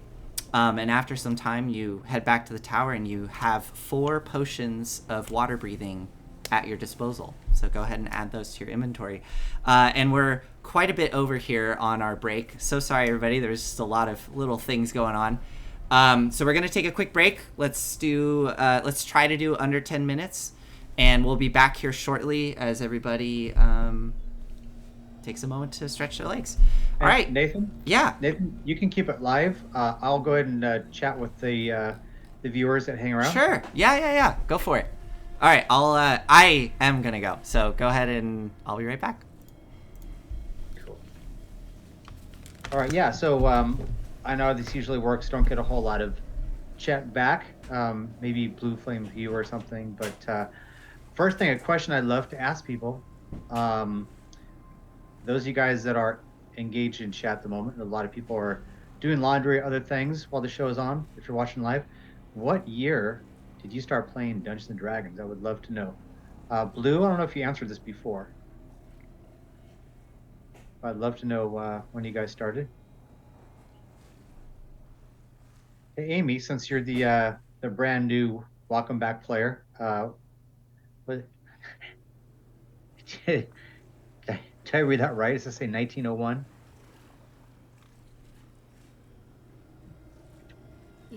Okay. Wow, you did fight a long time ago. That's crazy, though. Yeah. Really, really long time ago. Yeah, I think there's actually Super old elf. when there really was Dungeons and Dragons, actual dragons. Yeah, okay, so that's fine. So some announcements for you guys, right? So this is also if you guys are watching this on YouTube or just watching the replay on Twitch.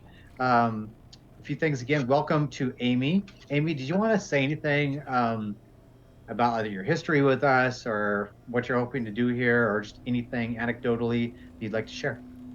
Absolutely nothing I would like to share. No, just kidding. I'm really happy to be back playing with these guys. We played back on another stream quite some time ago. So it's kind of really exciting to be back playing with these guys because they're super cool and super awesome and really fun as far as D&D and kind of unfolding the story and just the shenanigans we get involved in. Now you played with us it was a solid 6+ months, right? Yeah, and I was a cleric then as well, and another weird cleric because I dig the weird clerics. Yeah, we're all evil characters, and share everyone your character's name because it's just classic. Oh, so my character's name in the old campaign was Helen Back because she was from hell and back. Was awesome. So it seemed appropriate. Yeah, she was spawn of Hades. She was one of the guardians of the of that realm of Hades. Because obviously when people die, they end up going to hell underground, but the city expanded and therefore needed guardians and sort of a force to keep things in check as people came more and more, and it expanded more and more. So that is the reason for the spawn, and she escaped that fate. So that's why she was Helen back. Yeah, that was awesome. Cool character, and I did save our butts more than a few times with her support. Also, so a few things for you guys. Again, for folks that are watching us later as well as here now. In January, we are switching our show over to Mondays. It'll be Monday at 6 Pacific to 9. So that actually tends to be a better time for a lot of viewers. And also logistically, we had to make some changes because of that. But we hope to have you guys follow us over there if possible. Should be a really good slot. I think we'll have more activity. It should be a lot of fun. Also in January, the well, the majority owner, I think it is, of Gen Con, and the former CEO of Wizards of the Coast, many years ago, Peter Atkinson, is going to be a guest player, also cosplaying. So we're looking forward to that. And we have 3 other major, I guess, use the word celebrity, Dungeons and Dragons folk that will be joining us in the first few months of next year as guests. And I would tell all of them to you now, but if I let all out of the bag, then I don't have anything to talk about as we move forward. So look forward to Peter at the end of January and changing our schedule to Mondays. Yeah, what else can I share?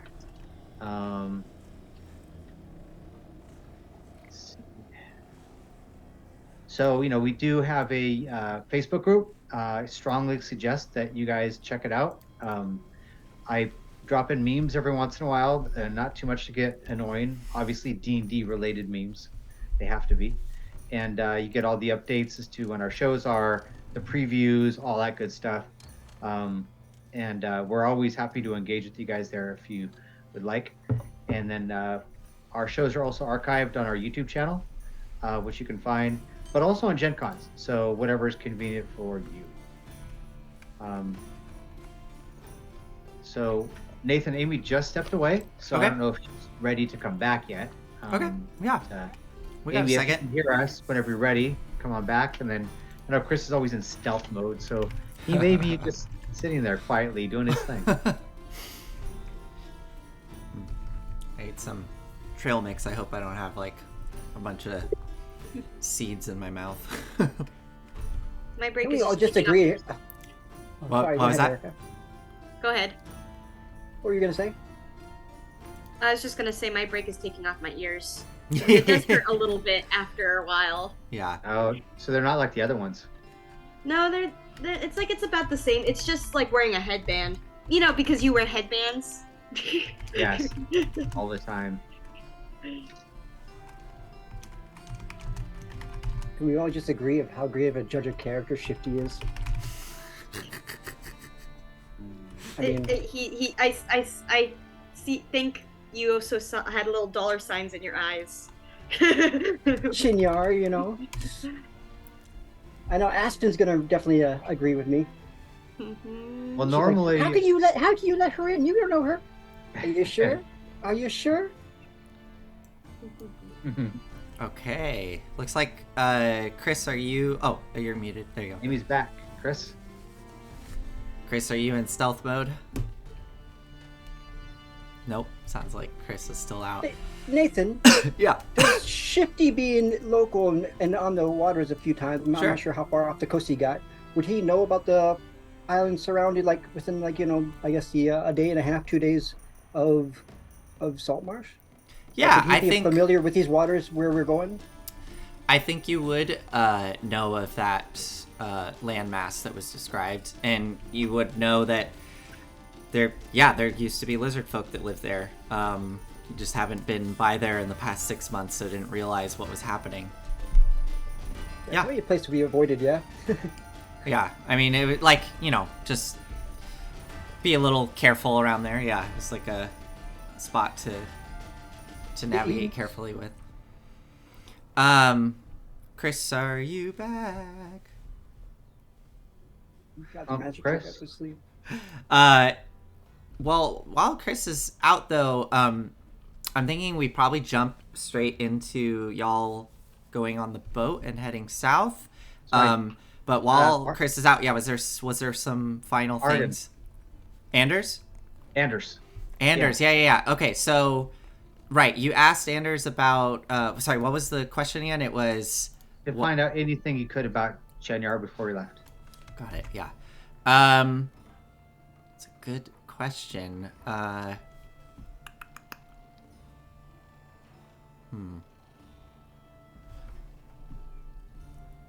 trying to think if there's...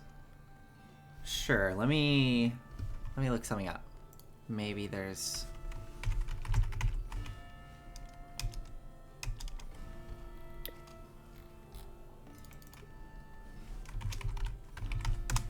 maybe.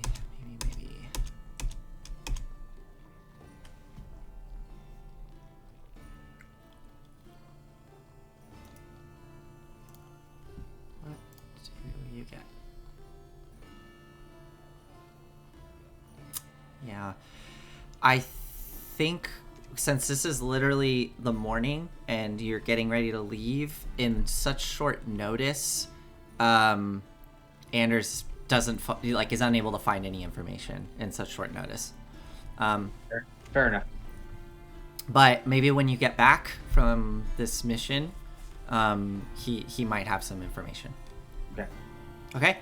All right, we got everybody back here. So before we head out to sea, is there any last minute little things y'all want to do?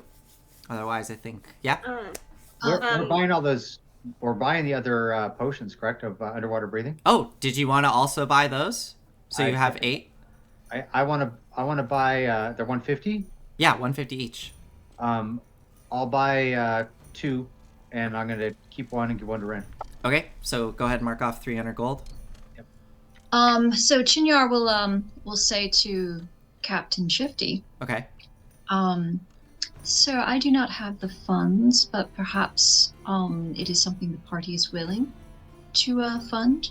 I do have the ability to bring someone back should they pass away from battle, but I don't have the 300 diamond gold dust to do this. So I'm not sure what party funds you might have, but I have traveled with other adventurers, and we have found it useful to have the ability to bring someone back should Did you say diamond gold dust? Diamond dust, yes. It's 300 gold worth of diamond dust. Everybody cough up 50 gold pieces each so that she can bring us back from the dead. And who is it you want to bring back? Anyone who dies in the party. Oh, one of us. I thought you wanted to bring some stranger, bro. Like, who are you No. trying to bring? No. You scared me there for a second. I really have everybody. Oh, okay. Well, I mean. So what do 50 you need gold. exactly? 50 gold? Oh, hold on, 60 gold each. Okay. 60 each. She doesn't have any. I don't have sufficient funds to provide to go buy this myself, so therefore I'm asking if possible, as captain, if it is possible that it would be a party type of situation that the party would fund. Yeah, I think they would be agreeable to that. I mean, Bryn, you could bring him back. I mean, I'm not sure if it would work on Volrik, though. He keeps talking about how he died before. I mean, how many lives do you get if you're not one of the captains? Well, I can certainly try. Sorry. And so, I'm going to go to the group and I'm like, yo, listen up, everybody. Our cleric here wants to be able to bring us back in case we actually die. I look right at Volrik. And, well, to do that, we need to cough up a little bit of dough to make sure she can afford the dust from the diamonds. You know, that little... Yeah. How much?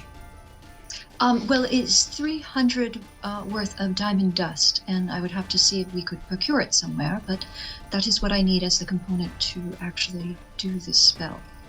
Are we still around Joachim's? Yeah.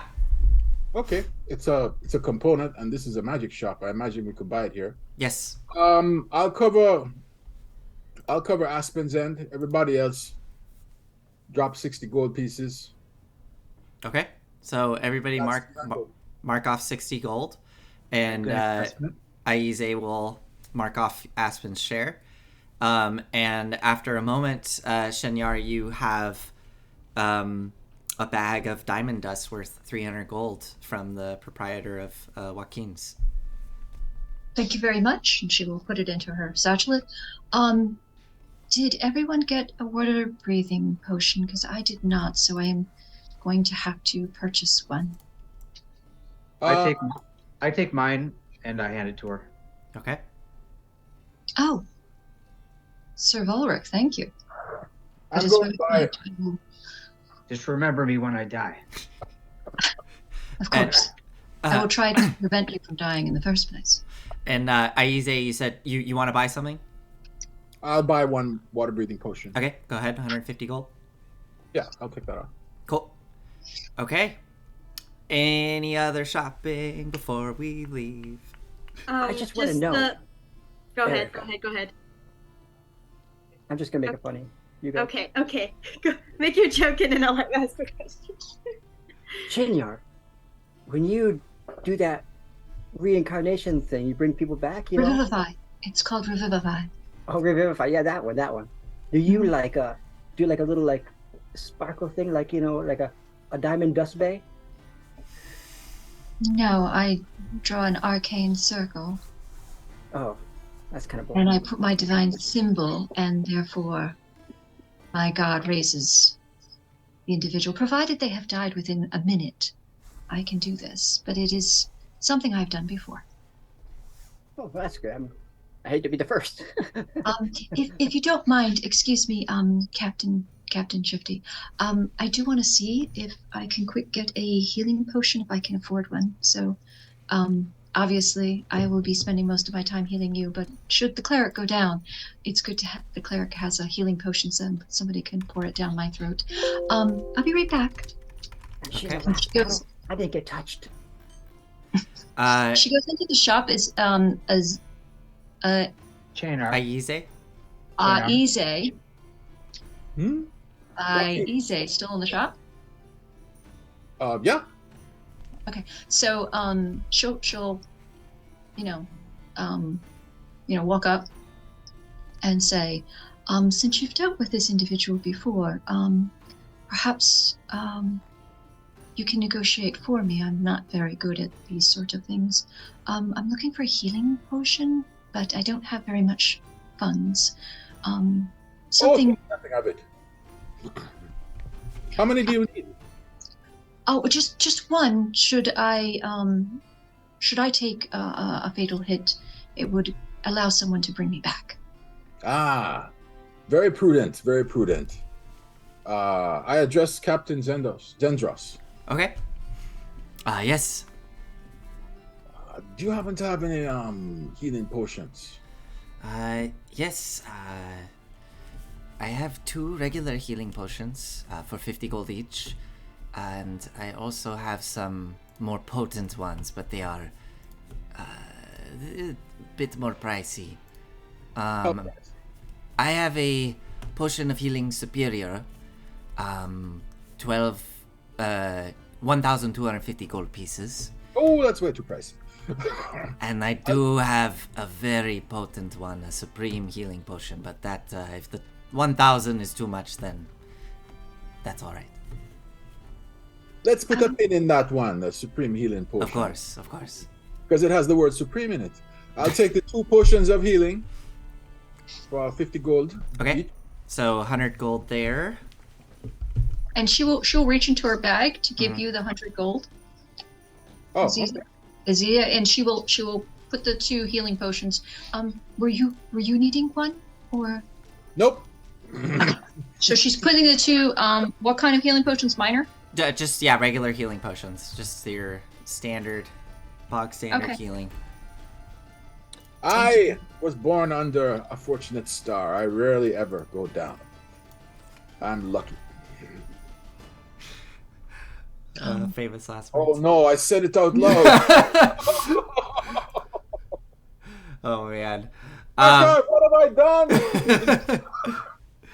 done? All right. So, if everybody else is good, The only thing I'm gonna it's the thing we talked about earlier, but just right after this. So okay. Just yeah. throw that there. So, sure. We'll say that with all of this, it's pretty late in the day, so you'll have to unless you want to go there at night, you would likely need to. That's a question, I guess, for all of you. By the time you finish all your shopping, talking with all these NPCs, it's late afternoon. So if you were to leave now to begin this reconnaissance mission, you'll be arriving at the fortress in the dead of night. Is that what you want to do, or would you like to wait until morning? I'm gonna say Rin wants. Night is usually good for recon. Nighttime. And Rin, go ahead. Yeah. Sorry, I was gonna say, is there gonna be a problem for our blind human friend I'll be extra. Oh man. Oh, and oh no, you have archives, so you say it's fine. I have goggles of night vision I could loan them since I had this cap that lets me also see, it seems. I tried it a few times to check it out. Okay. All right. So that I could say solve we that go issue. at night. So if you go at night, Rin, what I'll give you, just because, just to, I don't want to get too bogged down with this. Yeah, we're like having just a long day. so it's a long day. So as you all get on the ship, and start heading south, Rin, you sit down with Bert and focus on Bert. Where do you think you are on the boat as you're doing this? I think I'm probably at where I've been resting in between everything. On the ship? Where was that on the? Oh, like in your room, your little cabin. Yeah. Okay, so you're in your cabin. There's like one little porthole there, looking out into the sea as the sun is starting to set. And as the sun is setting, the sky itself is becoming this almost brilliant red, like a blood red on the horizon as the sun dips. And as you're focusing in on Bert sitting on the bed, kind of feathers puffed out, you all start journeying southward. You sit with Bert for quite a few hours, Rin, meditating with him. Bert kind of nestles up next to you and then tucks his beak in his feathers and closes his eyes. And we see as Bert starts to kind of radiate this green light. And within a matter of moments, the light becomes so bright that you no longer can see his form. And as the light flares and then dissipates down, what is Bert going to become? A giant frog. Oh, wow. Okay, so as the light flares down, there's a sound of the bed kind of creaking as this massive form suddenly appears on the bed, with Bert sitting there. Did Bert have any distinct color patterns on his feathers? Just like regular falcon. Oh, falcon, right. Pattern where it's those dots that kind of drag back. Uh-huh. So this massive, you said giant, did you say a giant toad? It's a giant frog, but it's giant frog, got it. Medium size. Medium-sized creature. It's as big as you. It's a big frog, so it's like a large. I don't want to make him sound bigger, and then it ends up being an issue. But you know, medium frog, large frog.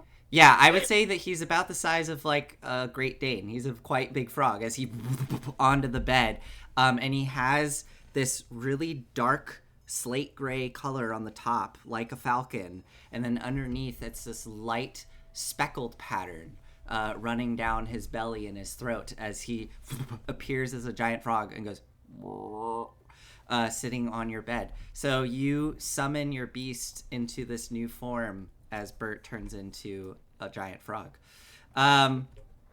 So you all sail southward. As the sun is setting, eventually the sun drops below the horizon, leaving that last little bit of red. You start to see the stars appearing above, the air itself becoming cold and brisk in this autumn air. And up ahead, in just a little bit of light that's left from that red sunset, you see the collection of islands up ahead, these rocky crags shooting up out of the water. One central spire of almost like a massive shark tooth looming out of the gray waves below. We'll say you're probably at this point, because I'll let you all decide how you want to approach this. You're a good mile out from this collection of islands.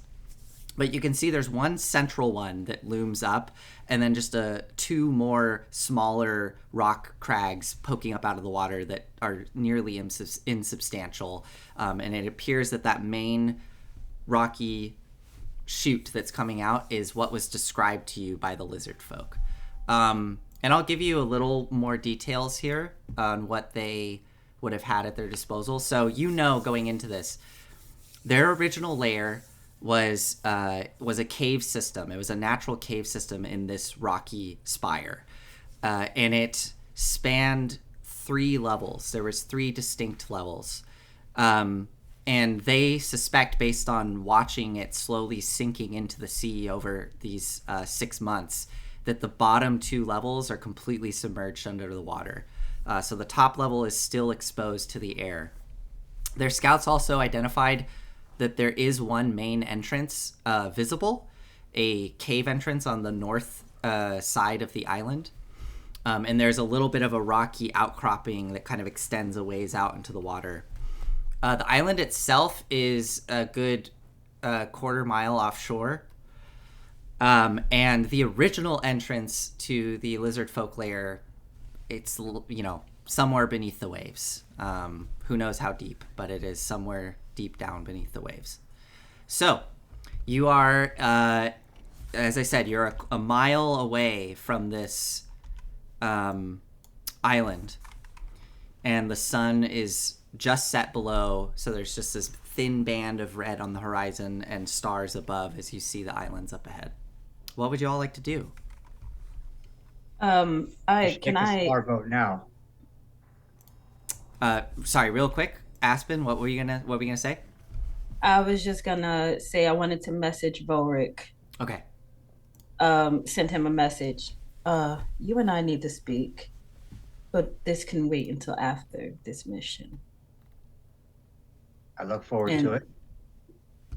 Oh. And I don't think you will. And I'll whatever Captain Shifty says we do, I will go wait for him to give us an order. Okay. Shifty? So Shifty's seeing here, and he's going to look over to Rin. And he goes, so I'm guessing you're going to be taking the lead here, since you're going to be able to get us in farther and quieter. Unless you want me to sneak in ahead first. Pass without a trace. It'll still carry on even as you move ahead. But this is obviously much different territory than we're used to. Would love to continue my usual tactics of staying far behind, but I'm not sure if my skill set will be the same here. So I'll do. How will you defend yourself down here? I suggest a different tactic, Rin. As you know, I can swim quite well with this cloak. Why don't you hang on to my back? You have a crossbow? Nope, but seems I got a Volrik. You have a crossbow or anything to fight with? Just be ready to use your sword. Yes, I have a short sword. And I'm just gonna go ahead, assuming we're approaching on territory, I should just cast Pass Without a Trace now? Just making sure we're at the right part of the scene. It's up to you. Yeah, if you, I guess what I want to know is, what's your approach going to be? I think we want to approach on the boat for a bit, because a mile. Okay. Wants to go for a mile, right, guys? Okay. So on the big boat, you're going to approach the island. How far? No, we'll get a smaller boat. No. Okay. Definitely the salt skimmer, whatever I called it. Yeah. And then DM, I'm also going to be, because I don't want to get too far before I get a chance to say this. Yeah. I'm actively watching and trying to use perception. Yeah, of course. See if I spot anything moving or any disruptions in the water. Perfect. Make a perception check for me as you all load up onto Shifty's smaller boat. And I will remind you, you do have Eloise and Oceanus with you. You could take. I want them to stay behind. You want them both to stay behind. Perfect. Okay. Oceanus as well? Oceanus could help us. Yeah, CL. She's from the water. Just know we're going to be splitting this 7 ways now. That's all right. Okay. So is that unanimous then? Is everybody fine with Oceanus joining? Okay. So Oceanus. Yeah. Okay. So the sea elf Oceanus. So Chenyar, you see that part of their crew, one of their crew, is a sea elf. This sea elf man hops on the boat with you. This little small, single-masted skimmer that gets lowered into the water. All of you are kind of piled on here, and you start approaching this rocky island. You get a 16. Chenyar, you start to scope the waves as you're approaching, and the sun is far below the horizon at this point, so the stars are starting to appear more and more. And actually, this is fun because I'm keeping track of a calendar. Up above, you see a saloon, the moon, rising, and it is nearly full at this point. You can see that trail of sparkling lights behind it from all the asteroid belt that follows Saloon as it's rising on the horizon, and the light from the moon is glinting off the water. With a 16, Shenyar, you don't notice anything as you approach. I will continue. Of course, I will keep that in mind. You do see as you're approaching that indeed on the north side of the island, as you're starting to kind of circle around, there is what looks to be about a 10-foot wide dark cave mouth. And you can just barely make out, it looks to be going deeper in. It looks to be worked stone. And there appears to be closed doors at the cave mouth. All right, so as you're approaching, Rin, you want to cast the front of it like that. I want to maybe approach to the side so Sure. there's not so a visible big dark space coming from above where they can see the light shine through. Okay, so you go around you're gonna go around the backside, the southern maybe around side some of the kind island. of around the back. So if this is the center, maybe somewhere like right around here, you know, so we can then swim our way in. Okay, cool. So you start directing the boat towards the backside of the island. And send AC off first. Okay. Can I distribute the water breathing potions? Of course you can, yeah. So and I have I have 2 potions of healing. Okay. I'll give one to Shifty. Okay. Oh, thank you. Aiza, you bought one, right? I know with the scroll and the water breathing one. Oh, you'll no. be fine. I have I bought a water breathing potion and I'm good. Okay, so I'll keep one for myself. I'll give one to Shenyar. I'll give one to Volrik and Ren. So as you hand me the potion, I will say, Volrik gave me a potion already, but I can certainly use 2, and maybe pour it down somebody's. Because remember, I'm trying to keep you all alive. You But might I need don't one on the swim way very out. fast, so Well, it's fine. We don't know how long we'll be down there. We only have an hour, so it's better to be prepared. Indeed, the outer stealth spell only lasts for an hour. How long does water breathing last for? An hour. I just looked it up. Okay. Yeah. Okay. All right. Oh, don't forget, Aspen, you can shapeshift while you're under the effect if you need to turn into a Sahuagin. Okay, let me know when you're ready to change, and I'll do it so we're synced up. Yeah, I believe that if we're going into the place, the top level, Volrik, you said it's land on top and then the next 2 layers underneath are underwater, right? What we That's know right. about so far. Okay. When we do the dive. All right. So you start to circle around. Shinyar is going to do something. She's going to walk over to Captain Shifty. Okay. She's going to say, "Don't you need to be able to breathe underwater?" And I point to it's actually it's now a copper hat. I put him a copper hat that I changed from the captain's hat. And I go, this bad boy lets me breathe underwater, lets me swim underwater, and lets me see underwater. And it's Captain Capone, actually. I'm trying to lose the shitty part. People don't trust me for some reason. Captain Capone, what if I took that hat off your head? Well, then I will probably drown. Yes. Here. I have an extra water breathing potion. You should make sure you have it on you. But then I can't see in the dark. What do you mean you can't see in the dark? We don't have night vision, you see, so we can't see in the dark, even though, nor can we swim that well. We're kind of land-dwelling folk. Like yourself, it seems. I'm just concerned, Captain, if you should lose your hat, you will lose your head. Well, no, my hat's not coming off unless I lose my head. Very well. That's what you're here for. Okay. Then I will keep it. Sir. But if I lose my head, you can wear it until you put it back together again. So, Very well. She will walk away, shaking her head.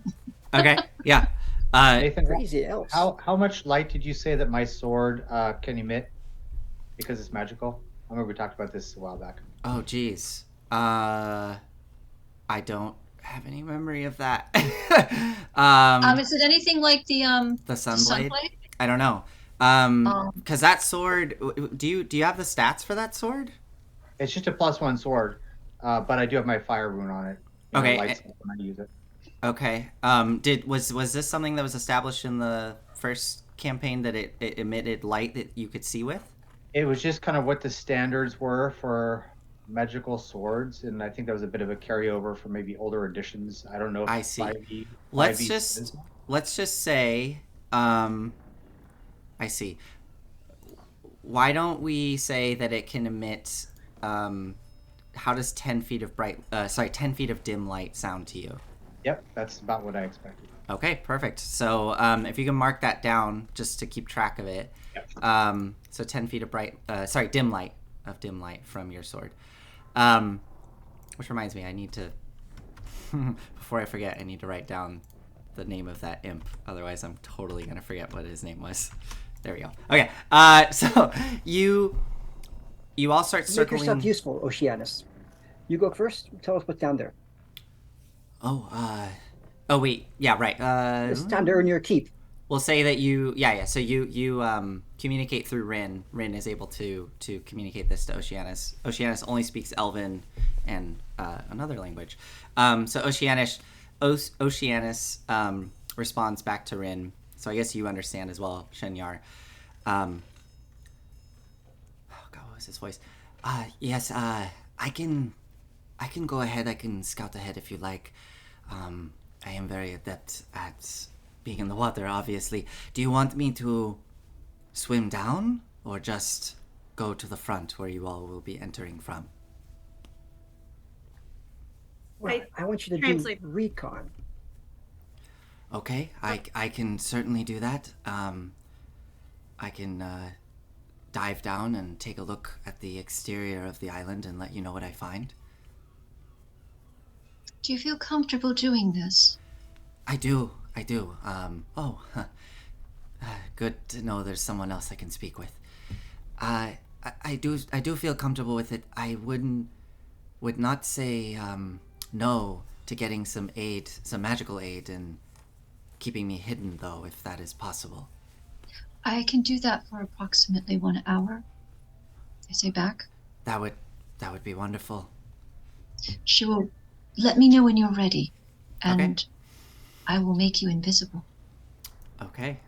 So you all, we'll say at this point you are coming around the back side of the island, and you're relatively close. We'll say 100 feet away, or do you want to be closer? 50 feet away, and you can see this rocky crag coming up out of the water, nearly devoid of life. There's just a little bit of lichen clinging to the top parts, and at the bottom you see multiple mussels and sea stars all clinging to the slimy rocks that are covered in this like thick green algae. Oceanus kind of straightens up, looks towards you, Chenyar, and says, "This seems close enough, if you don't mind." I do not mind, but understand, I need to concentrate for this to continue. If something happens above surface, I may lose my concentration. Just be wary, okay? I will. And she will reach out, and she will say a couple words in Sylvan. Okay. You will be invisible for an hour. He watches Oceanus disappears. You then see the water displace slightly as he slowly slips below the waves, and you hear his voice, "Wish me luck," and dips below the water. Rin, did you want to?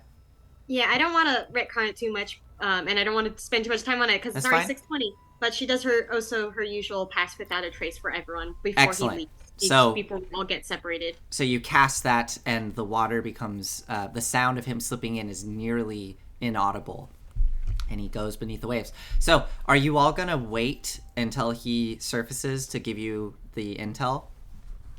I wouldn't want to wait too long. I don't Okay. know about the rest. I'm gonna roll his stealth check with advantage and add a +10. So here we go. So he got a 13 +10, so 23. And let me. And she, as we're waiting, she's going to say to Ren, "I can only do that once a day." All right, So here I we. will not be able to do it for everyone else. So, you watch as he disappears beneath the waves. I'm gonna be scanning the water. Yeah, go for it. I just made a perception. 24, nice. Okay.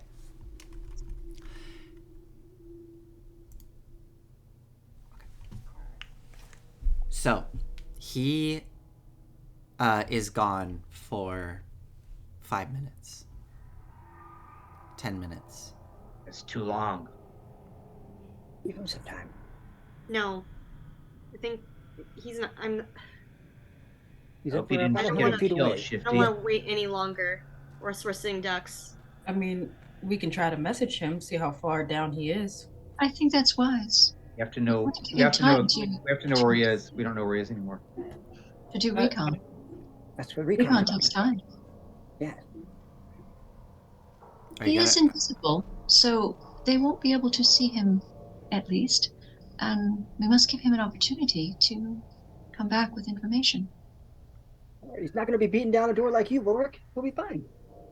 Pass without a trace only lasts for an hour as well. So Okay. it How depends long? on How much longer do you are you willing to wait, if at all? That's why Rin's gonna After 15 minutes, I'm gonna be visibly agitated, but Mhm. quiet. Okay.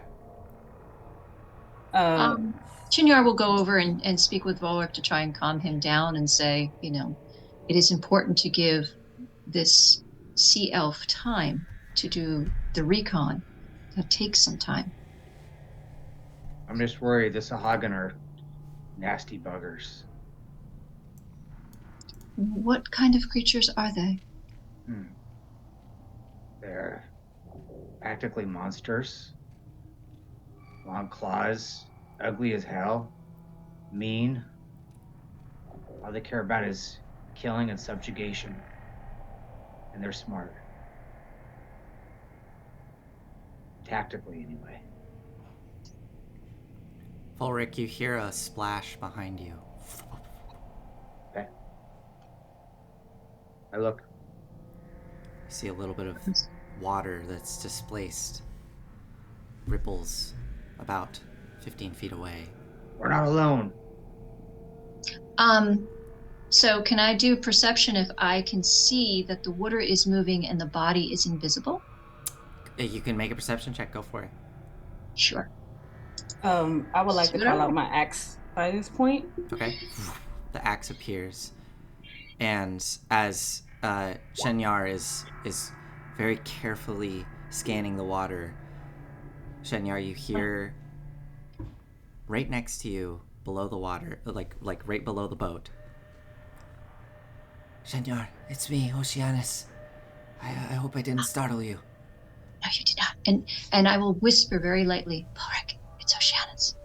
Come inside. Tell us what you have seen. Oceanus pulls himself up onto the boat, a little bit out of breath. Okay. I will motion to Ren to come over. There is another entrance indeed, about 80 feet down. However, I would not recommend it. It is heavily fortified. It appears that they've constructed some sort of iron or metal gate. And the entrance itself is at least 20 feet wide, massive sea cave. And within I saw so many blank doll eyes looking back from the sharks and the Sahuagin.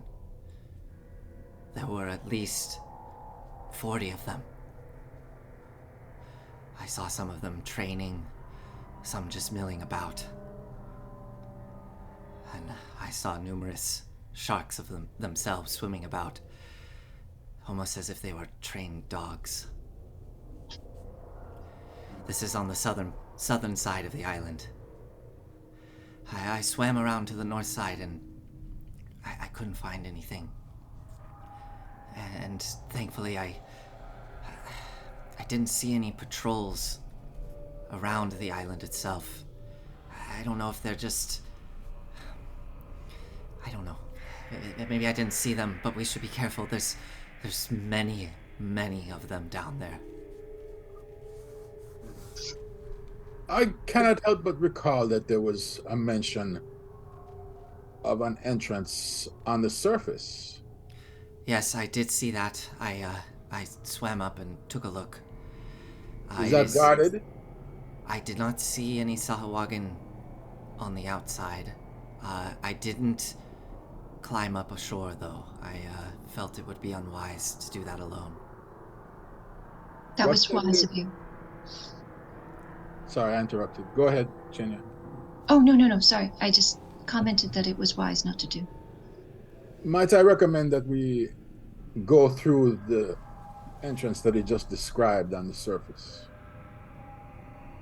I think that's a good job, or a good wise decision. And You mean good, instead of good going work, underwater? Christianus. You mean instead of going underwater where they have pet sharks, a massive gate that we can't move, and 40+ Sahuagin? Not the most appealing. You say that, but if Sethreth were here, you know what he would say. He'd say, "Let's go." You try to bite the shark.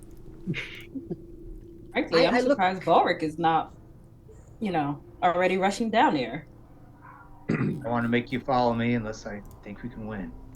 Oh, I wouldn't if I didn't think we could win. So we can drag the boat ashore Okay. while Probably we're still under the effect of shouldn't bring it the... ashore too much.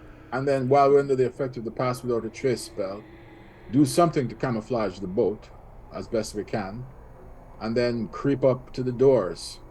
Okay. Maybe if we had a rogue who could sneak up to the doors and check for traps or,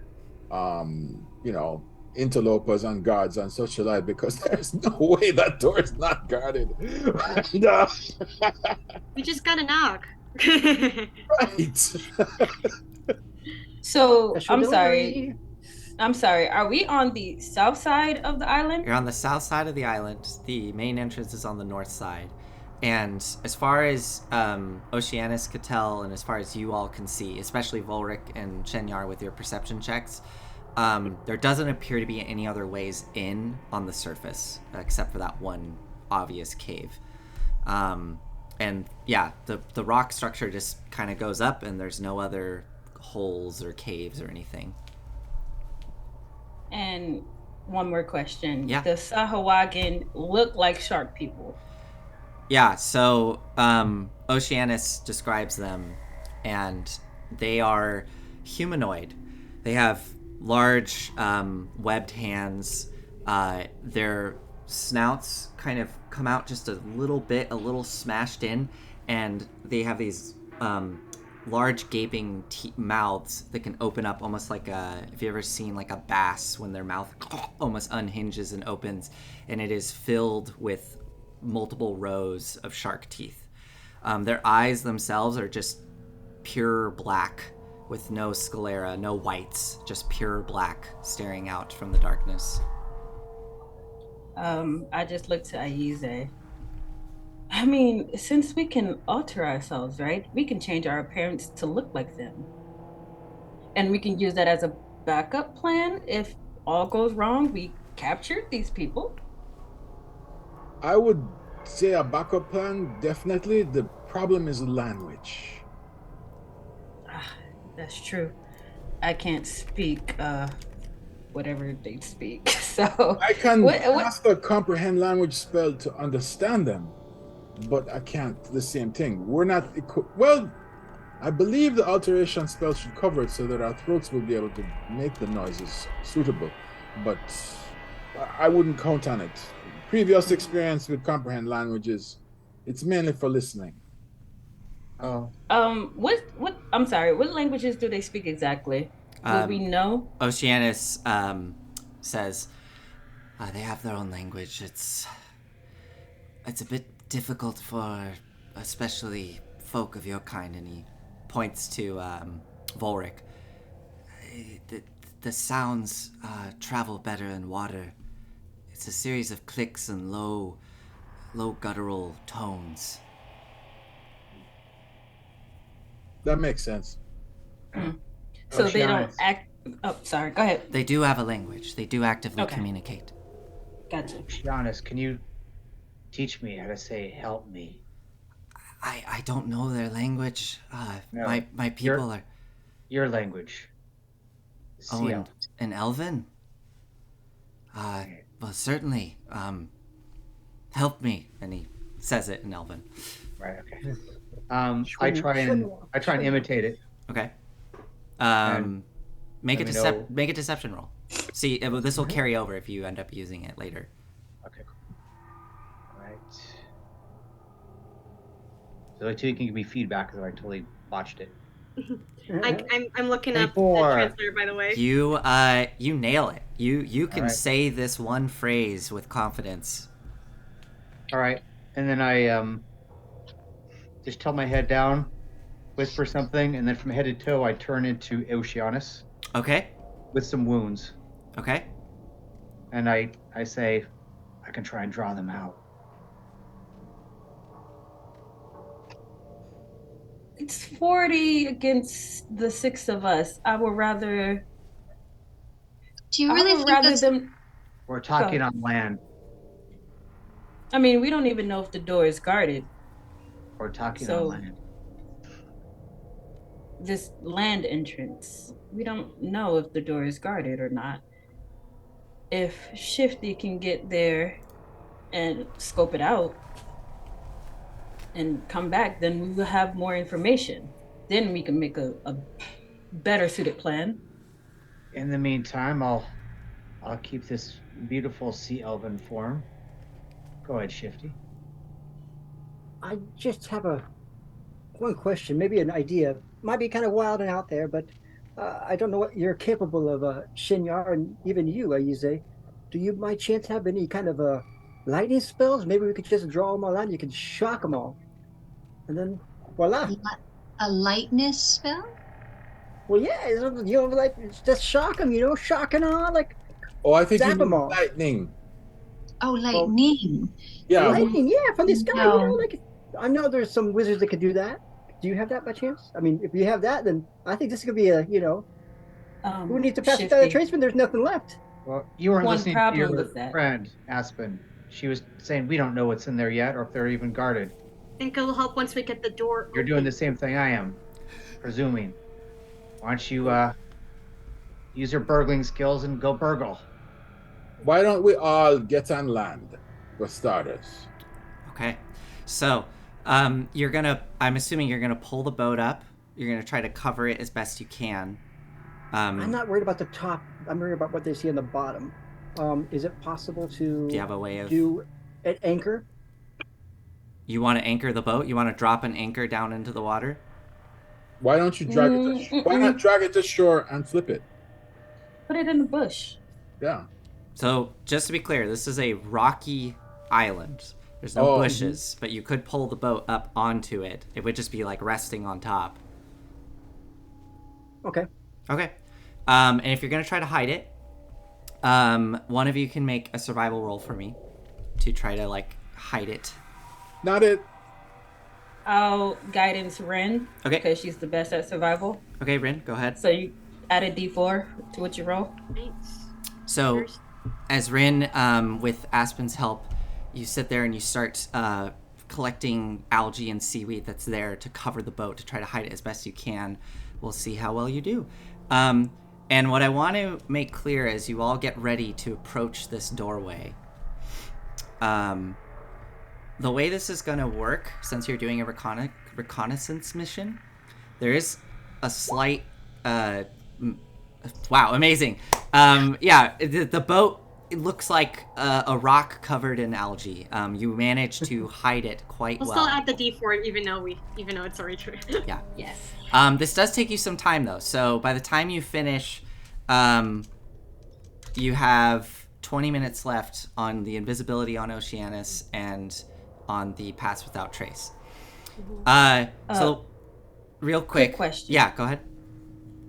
While she's doing this, can I look around to see if there's any footprints or any indication that this area has been patrolled or is being patrolled regularly? Yeah, go ahead and make a survival check for me.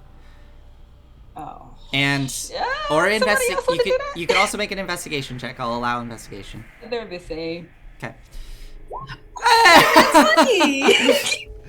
You look around this stone island where you're standing on right now, and it is a bit slick with all the algae. You don't see any signs of creatures other than wildlife coming up onto the stone itself. So you suspect that the Sahuagin are just in the water. So the way this is going to work, there is a slight mini game happening here that I'm keeping track of as you go through this reconnaissance mission.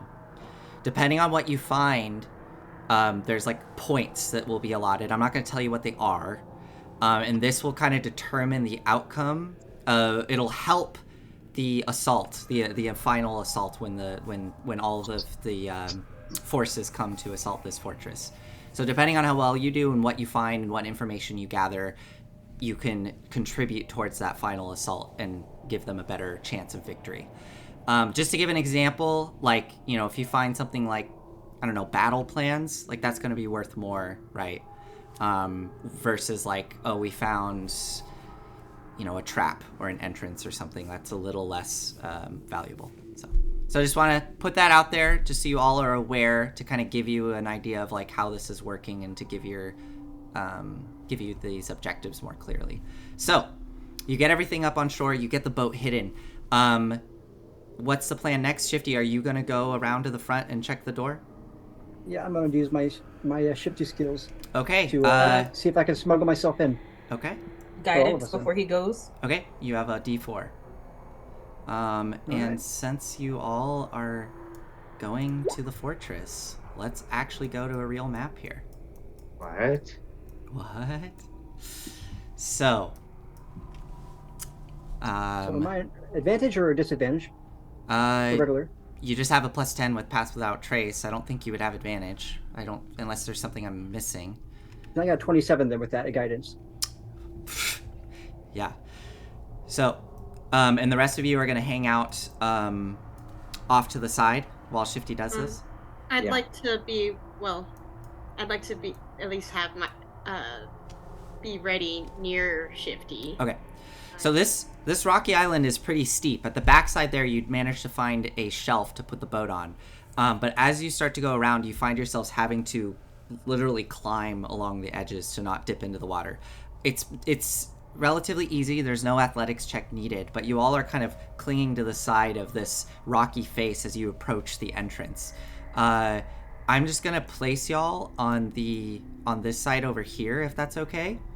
As you were approaching, and feel free to kind of rearrange who you want in front and all that. But for now, as you approach, you all hang back as Shifty darts ahead, climbing along the rock. And Shifty, you see just ahead as you come around a corner the rocky entrance, and you can see what looks to be like a well-made stone path that juts out into the water a good 20 feet before it just crumbles away into the surf, and you just see water beyond. You hop down onto this little entryway here.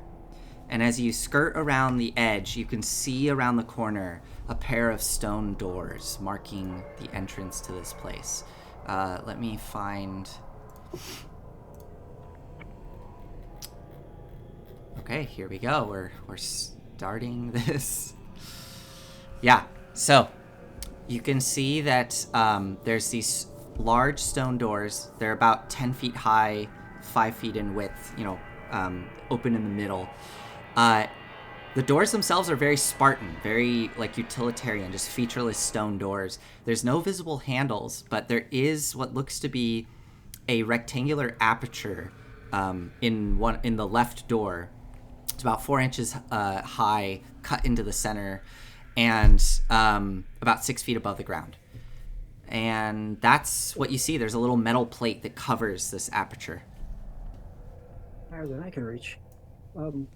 So, all right. So, just to make sure that you understand, know that my helmet gives me 60 feet of dark vision. Oh yeah, let me. If you don't have that, 30. I'll update it. 60 feet of dark vision. With this helmet, yep. Okay, yep, that's been updated. All right. So, I am gonna see that. I don't think I can reach it because I'm only like 3 foot tall. Okay. 3 feet tall. So I'm probably not gonna be able to reach that high to be able to unlock it. Okay. I'm probably gonna need a boost unless I have something in my bag here that I could step on. I guess I could take off my bag and try to step on it. Would that give me enough boost? Do you have something? Let's see here. I got my bag. Okay. My Do we burger's back. see I'm not sure if that Shifty? would be enough. Do we see Shifty like trying to like take out his tools and work something? I think so. Shifty, are you're standing there like looking at the door, kind of deciding what to do. I think everybody sees that. Yeah. Is this like a regular lock that he can pick? You don't see any you don't see any kind of lock on it. Or is this like something he can use his mage hand for? You don't see it. The only obvious thing you see that you could potentially interact with is that aperture with the little metal slot, like a little metal flap covering it. So Chinyar will Shifty. Okay, Shifty, you hear Chenyar waving you over. She reaches out and she touches you and gives you guidance to try and do whatever it is you're doing. So this way you get a D4 to the roll. Okay, so you have two D4s because you have guidance from Aspen and guidance. Oh no, you already used it on your stealth check. I used it. Yeah. So you have guidance once more as Chenyar touches you, granting you this guidance. Chenyar, do you imagine? Is there any sort of visual indication when you cast this spell? Any feeling that Shifty feels? You should feel a little bit more confident in your abilities. Okay. You feel that confidence boost, sort of similar to when Aspen does it for you. You can do this. Okay. I'll do an investigation check, I suppose, to see if I can think of anything I might have. Go ahead and use in a way. Make an investigation roll. That would be what I need to be able to figure out, do I have what I need to do this? Okay. Investigation. Plus a D4. So I got a 17. Nice. So you're going to have to approach the door to really investigate it. So as you step up to the door and start inspecting it, you don't see like a lockpick or anything of that sort. A lock, any sort of obvious locking mechanism. But as you're looking at the seam between where the two doors close, it's not quite perfect. And looking through, you just barely can see into whatever the room is beyond. And as you're following it carefully, you see that there is an obvious dark shape covering one part of the door, and then it disappears as you continue up, indicating that it looks like there's some sort of bar over these doors that's keeping them closed. You could potentially, I can see through it, so I can use my mage hand. You could potentially slide something in and try to, lift that bar off, or use your mage hand to lift the bar off if it's not too heavy. Can you make? Okay. Well, yeah. What else do you do? That's what you see. That's what I see. Then I'm going to look back, and I'm going to go like,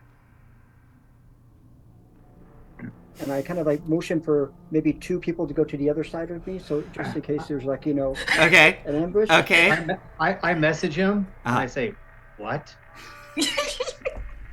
Maybe you get on the other side, so we're not all stuck on one side on that cliff edge. Just me? All of you, like two sides, both of my sides, so we can. In case I'm going to open the door. All right, so Chinyar will see him going. Yeah. Yeah, I whisper to everybody. I say, he wants us to split on the other side of the door. Be ready for action. Okay, Go ahead and position yourselves if you all... Oh, actually, all of you make stealth rolls for me as you are now climbing Okay. with the plus 10 from Pass Without a Trace.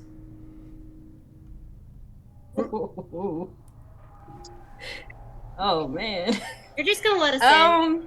right, so that's a nat one. Yeah, I'm I not saw gonna it. even I saw it. try to fix that. I mean, so you all make these stealth rolls. You all get quite good stealth rolls, though. Aspen, you slip a little, but Rin manages to catch you and keep it quiet. Oh, thanks. That's why I'm like, we gotta do it now. So go ahead, everybody. As you're moving into position, you don't seem to disturb anything. Go ahead and place yourselves where you want to be. All right, Volrik is going on that side. Yeah, I'll go on this side with Volrik then. Okay, cool. You all see anything over on that side? Okay. There's nothing over on that side as Volrik and Aspen cling onto the rock and get into position. Shifty, what's your passive perception? And Chenyar, it looks like you're going to be a little closer too. What's your passive perception? 17. 17. Okay. What's yours, Shifty? 13. 13. Okay. All right. As everybody climbs into position, Shifty, you turn to face the door once more. Shenyar, you can hear very faintly, muffled on the other side of that door, this strange, like rabble of sound. This weird, like.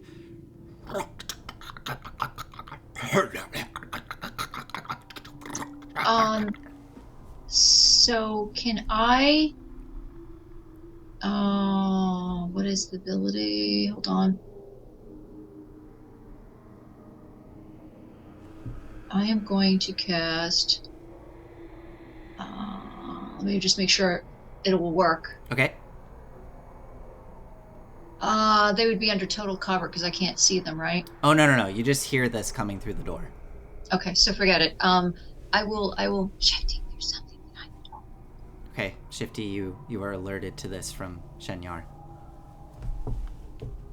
Okay, so when I'm looking through the door, though, am I able to see on the other side? Did you say? Imagine you're literally looking through a crack like this, right? Right. It is so minuscule. There's no light on the other side No, there's no light. to light up the darkness, so I can just see like pretty much if there's a blockage or anything. Make a perception check.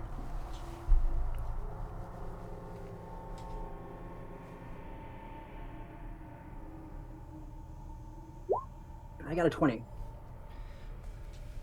You look through, inspecting, and you do see that clear spot where there's darkness, where it looks like the bar is. Looking into the room, you see very well chiseled stone, and beyond it, it looks like there's another hallway directly in front of this door, another 10-foot wide hallway, and it looks like there is a raised bronze portcullis that's like up in the ceiling. And as you're looking through, you start to hear that same sound. You hear this strange, like, and you are peering through, hearing this, and then you suddenly see a shape lumber past, just for a moment, because it's so narrow. But something moves past, and it goes to your left, and then you hear two more sets of these strange sounds as whatever it was inside is communicating with. They seem to be communicating with each other. Make an insight check for me, as you're hearing this weird language you don't understand. A 10? 10 that time. The fact that they are communicating with each other this loudly, it doesn't sound like they know you're here. It doesn't sound like they're prepping for some kind of like ambush or something. They seem to be completely oblivious to your presence, but they are like talking with each other in this weird language. I'm going to take some steps back quietly if I can. Okay. So, Yeah, you're fine. Your stealth check is still going. 10, Okay. 15, and then I'm going to look at Volrik and pretty much everybody on this side and be like, there's at least 3 things in there. The only idea I have is use my hand to distract them, and then lift. I think there's maybe a bar or something. It should be pretty simple, but we'd have to be pretty quick to get rid of whatever those things are making clicky, bubbly, goggle sounds. Are they never. dead? Is Oceanus with, by the way, or is she with the boat? He is. He could be wherever you want. You want him with you? He can be with you. So Junior says to Shifty, do you think that they're dead? Are they undead? Nah, they sound like fish things. I mean, I don't know, just like they're bubbling. Like Oh. sound like they're talking underwater or something. Like, what exactly did it sound like? I don't know. Okay. I mean, we can try to I could cast lure fog, them out here. but I only have two. No, I only have three spells. no, fog, Shifty. Absolutely not. That That is one going to over here. ruin everybody else's plans if we get into a battle. Then maybe some long distance. Get Rin in position. I can open the doors. They come through the check and sip. I mean, I'm a Volrik. I looked at What are you Volrik. saying? Do you want to open the door and have them fall on top of you? Well, I'm gonna do it from here. If you can, then let's do it. Just open the door quietly. They might not even notice.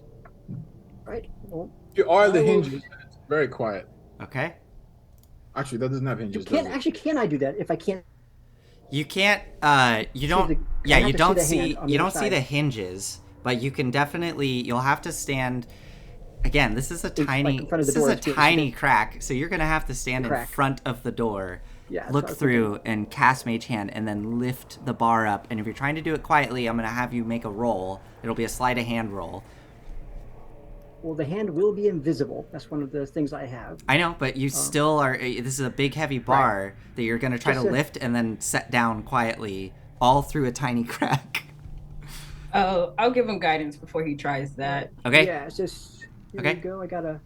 Go Just ahead. gonna Go ahead and roll that sleight of hand check with a d20. Or sorry, with a d4. That's not what I wanted.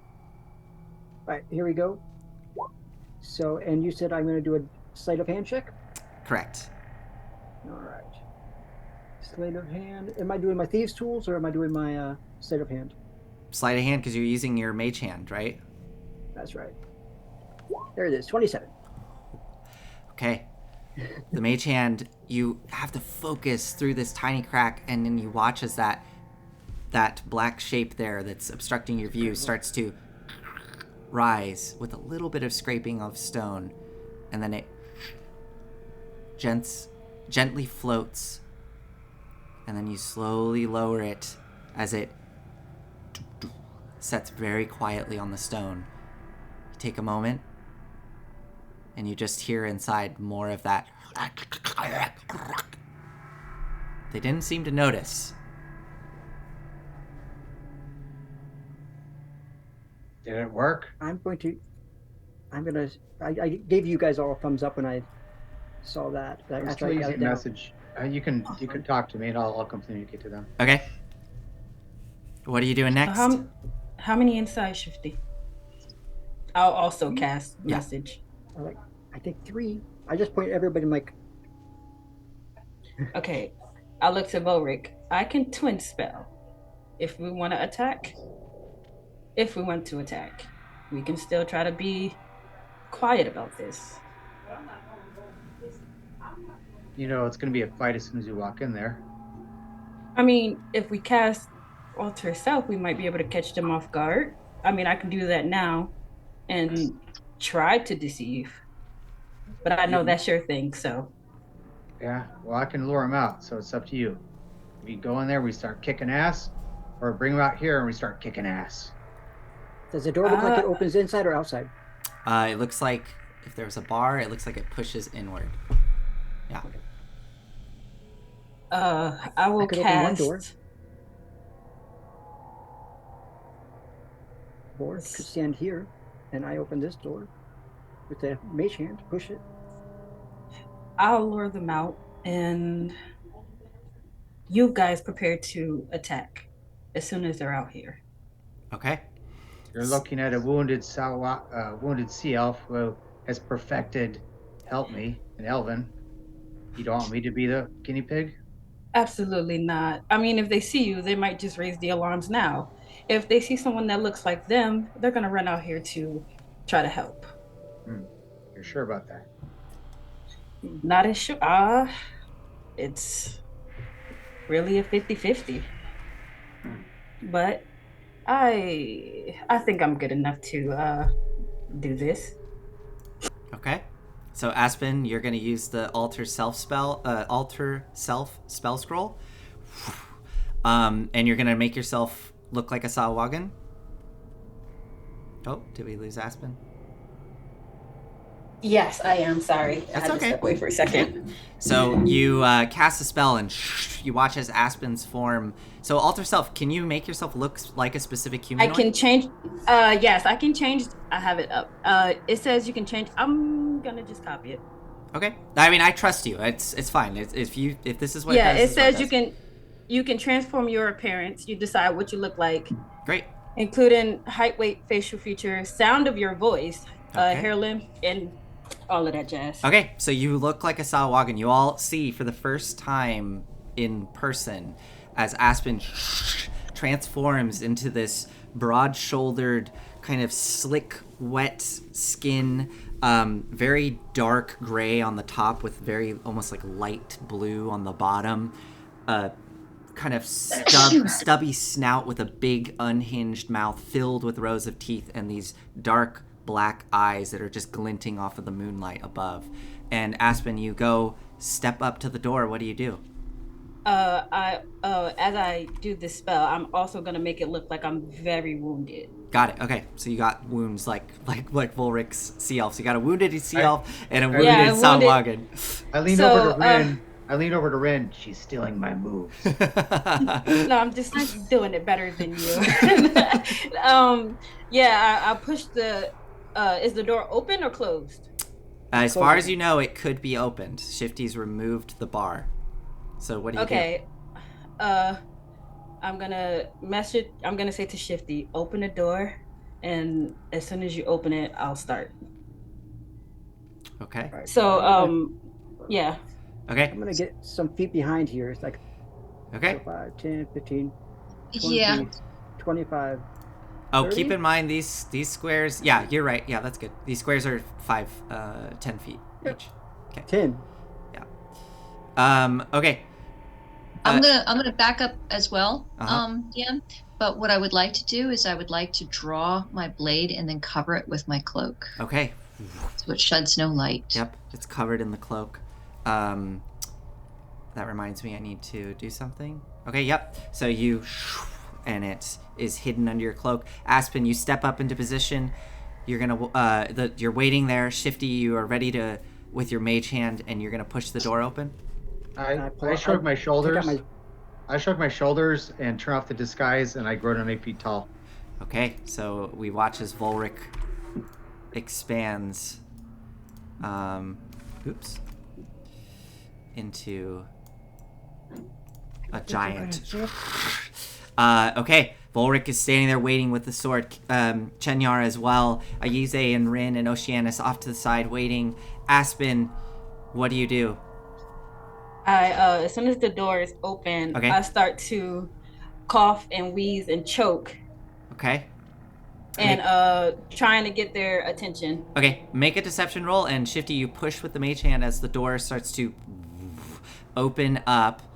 I do have my short bow out, by the way, just so you know. I'm going to, I don't know what the outcome is, but I'm going to use my favor by the gods to add 2d4 to that. Okay. So a total of 16. 16, okay. The door opens up. As soon as it does, Aspen, you hear within a bunch of surprised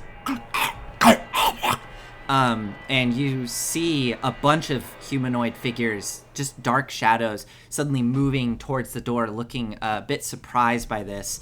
You see one bigger one step into the middle and throwing their hands out as 6 other humanoids all go into formation around them.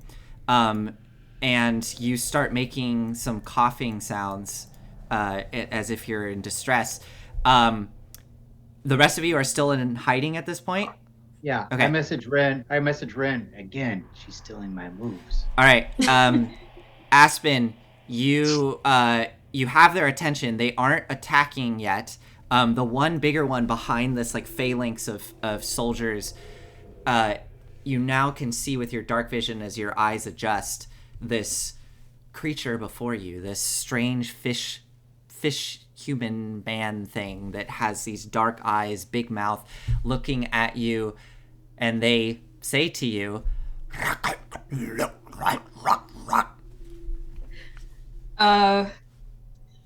I will try to answer back. Well, actually, no, I won't answer back because I'm like clutching my throat, but I'm Okay. pointing behind me. Okay. And I'm okay. choking. Okay. Continuously choking. All right. You have you rolled your deception well. So the bigger one that looks to be in charge quickly makes a gesture and points out towards you. And you watch as these 6 individuals start quickly spilling out into this space. They're only going to get to there because obviously by the time they get to here, they come around the corner. And Aspen, you see 2 more figures appear behind them, getting into position behind the door. And as they start to spill out around you, Aspen, they come around the corner and immediately they see this massive hulking giant standing there, and they go and like react in this surprise, pulling out these big tridents, jabbing them up towards Volrik as they all start to spill out of here. And you all got a drop on them, but we are at 7 o'clock. So as you all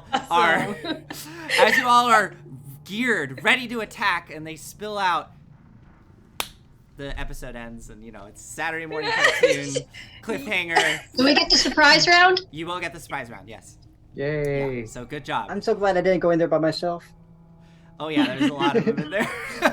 Where he said 6, I thought Only it was 3. Only 3.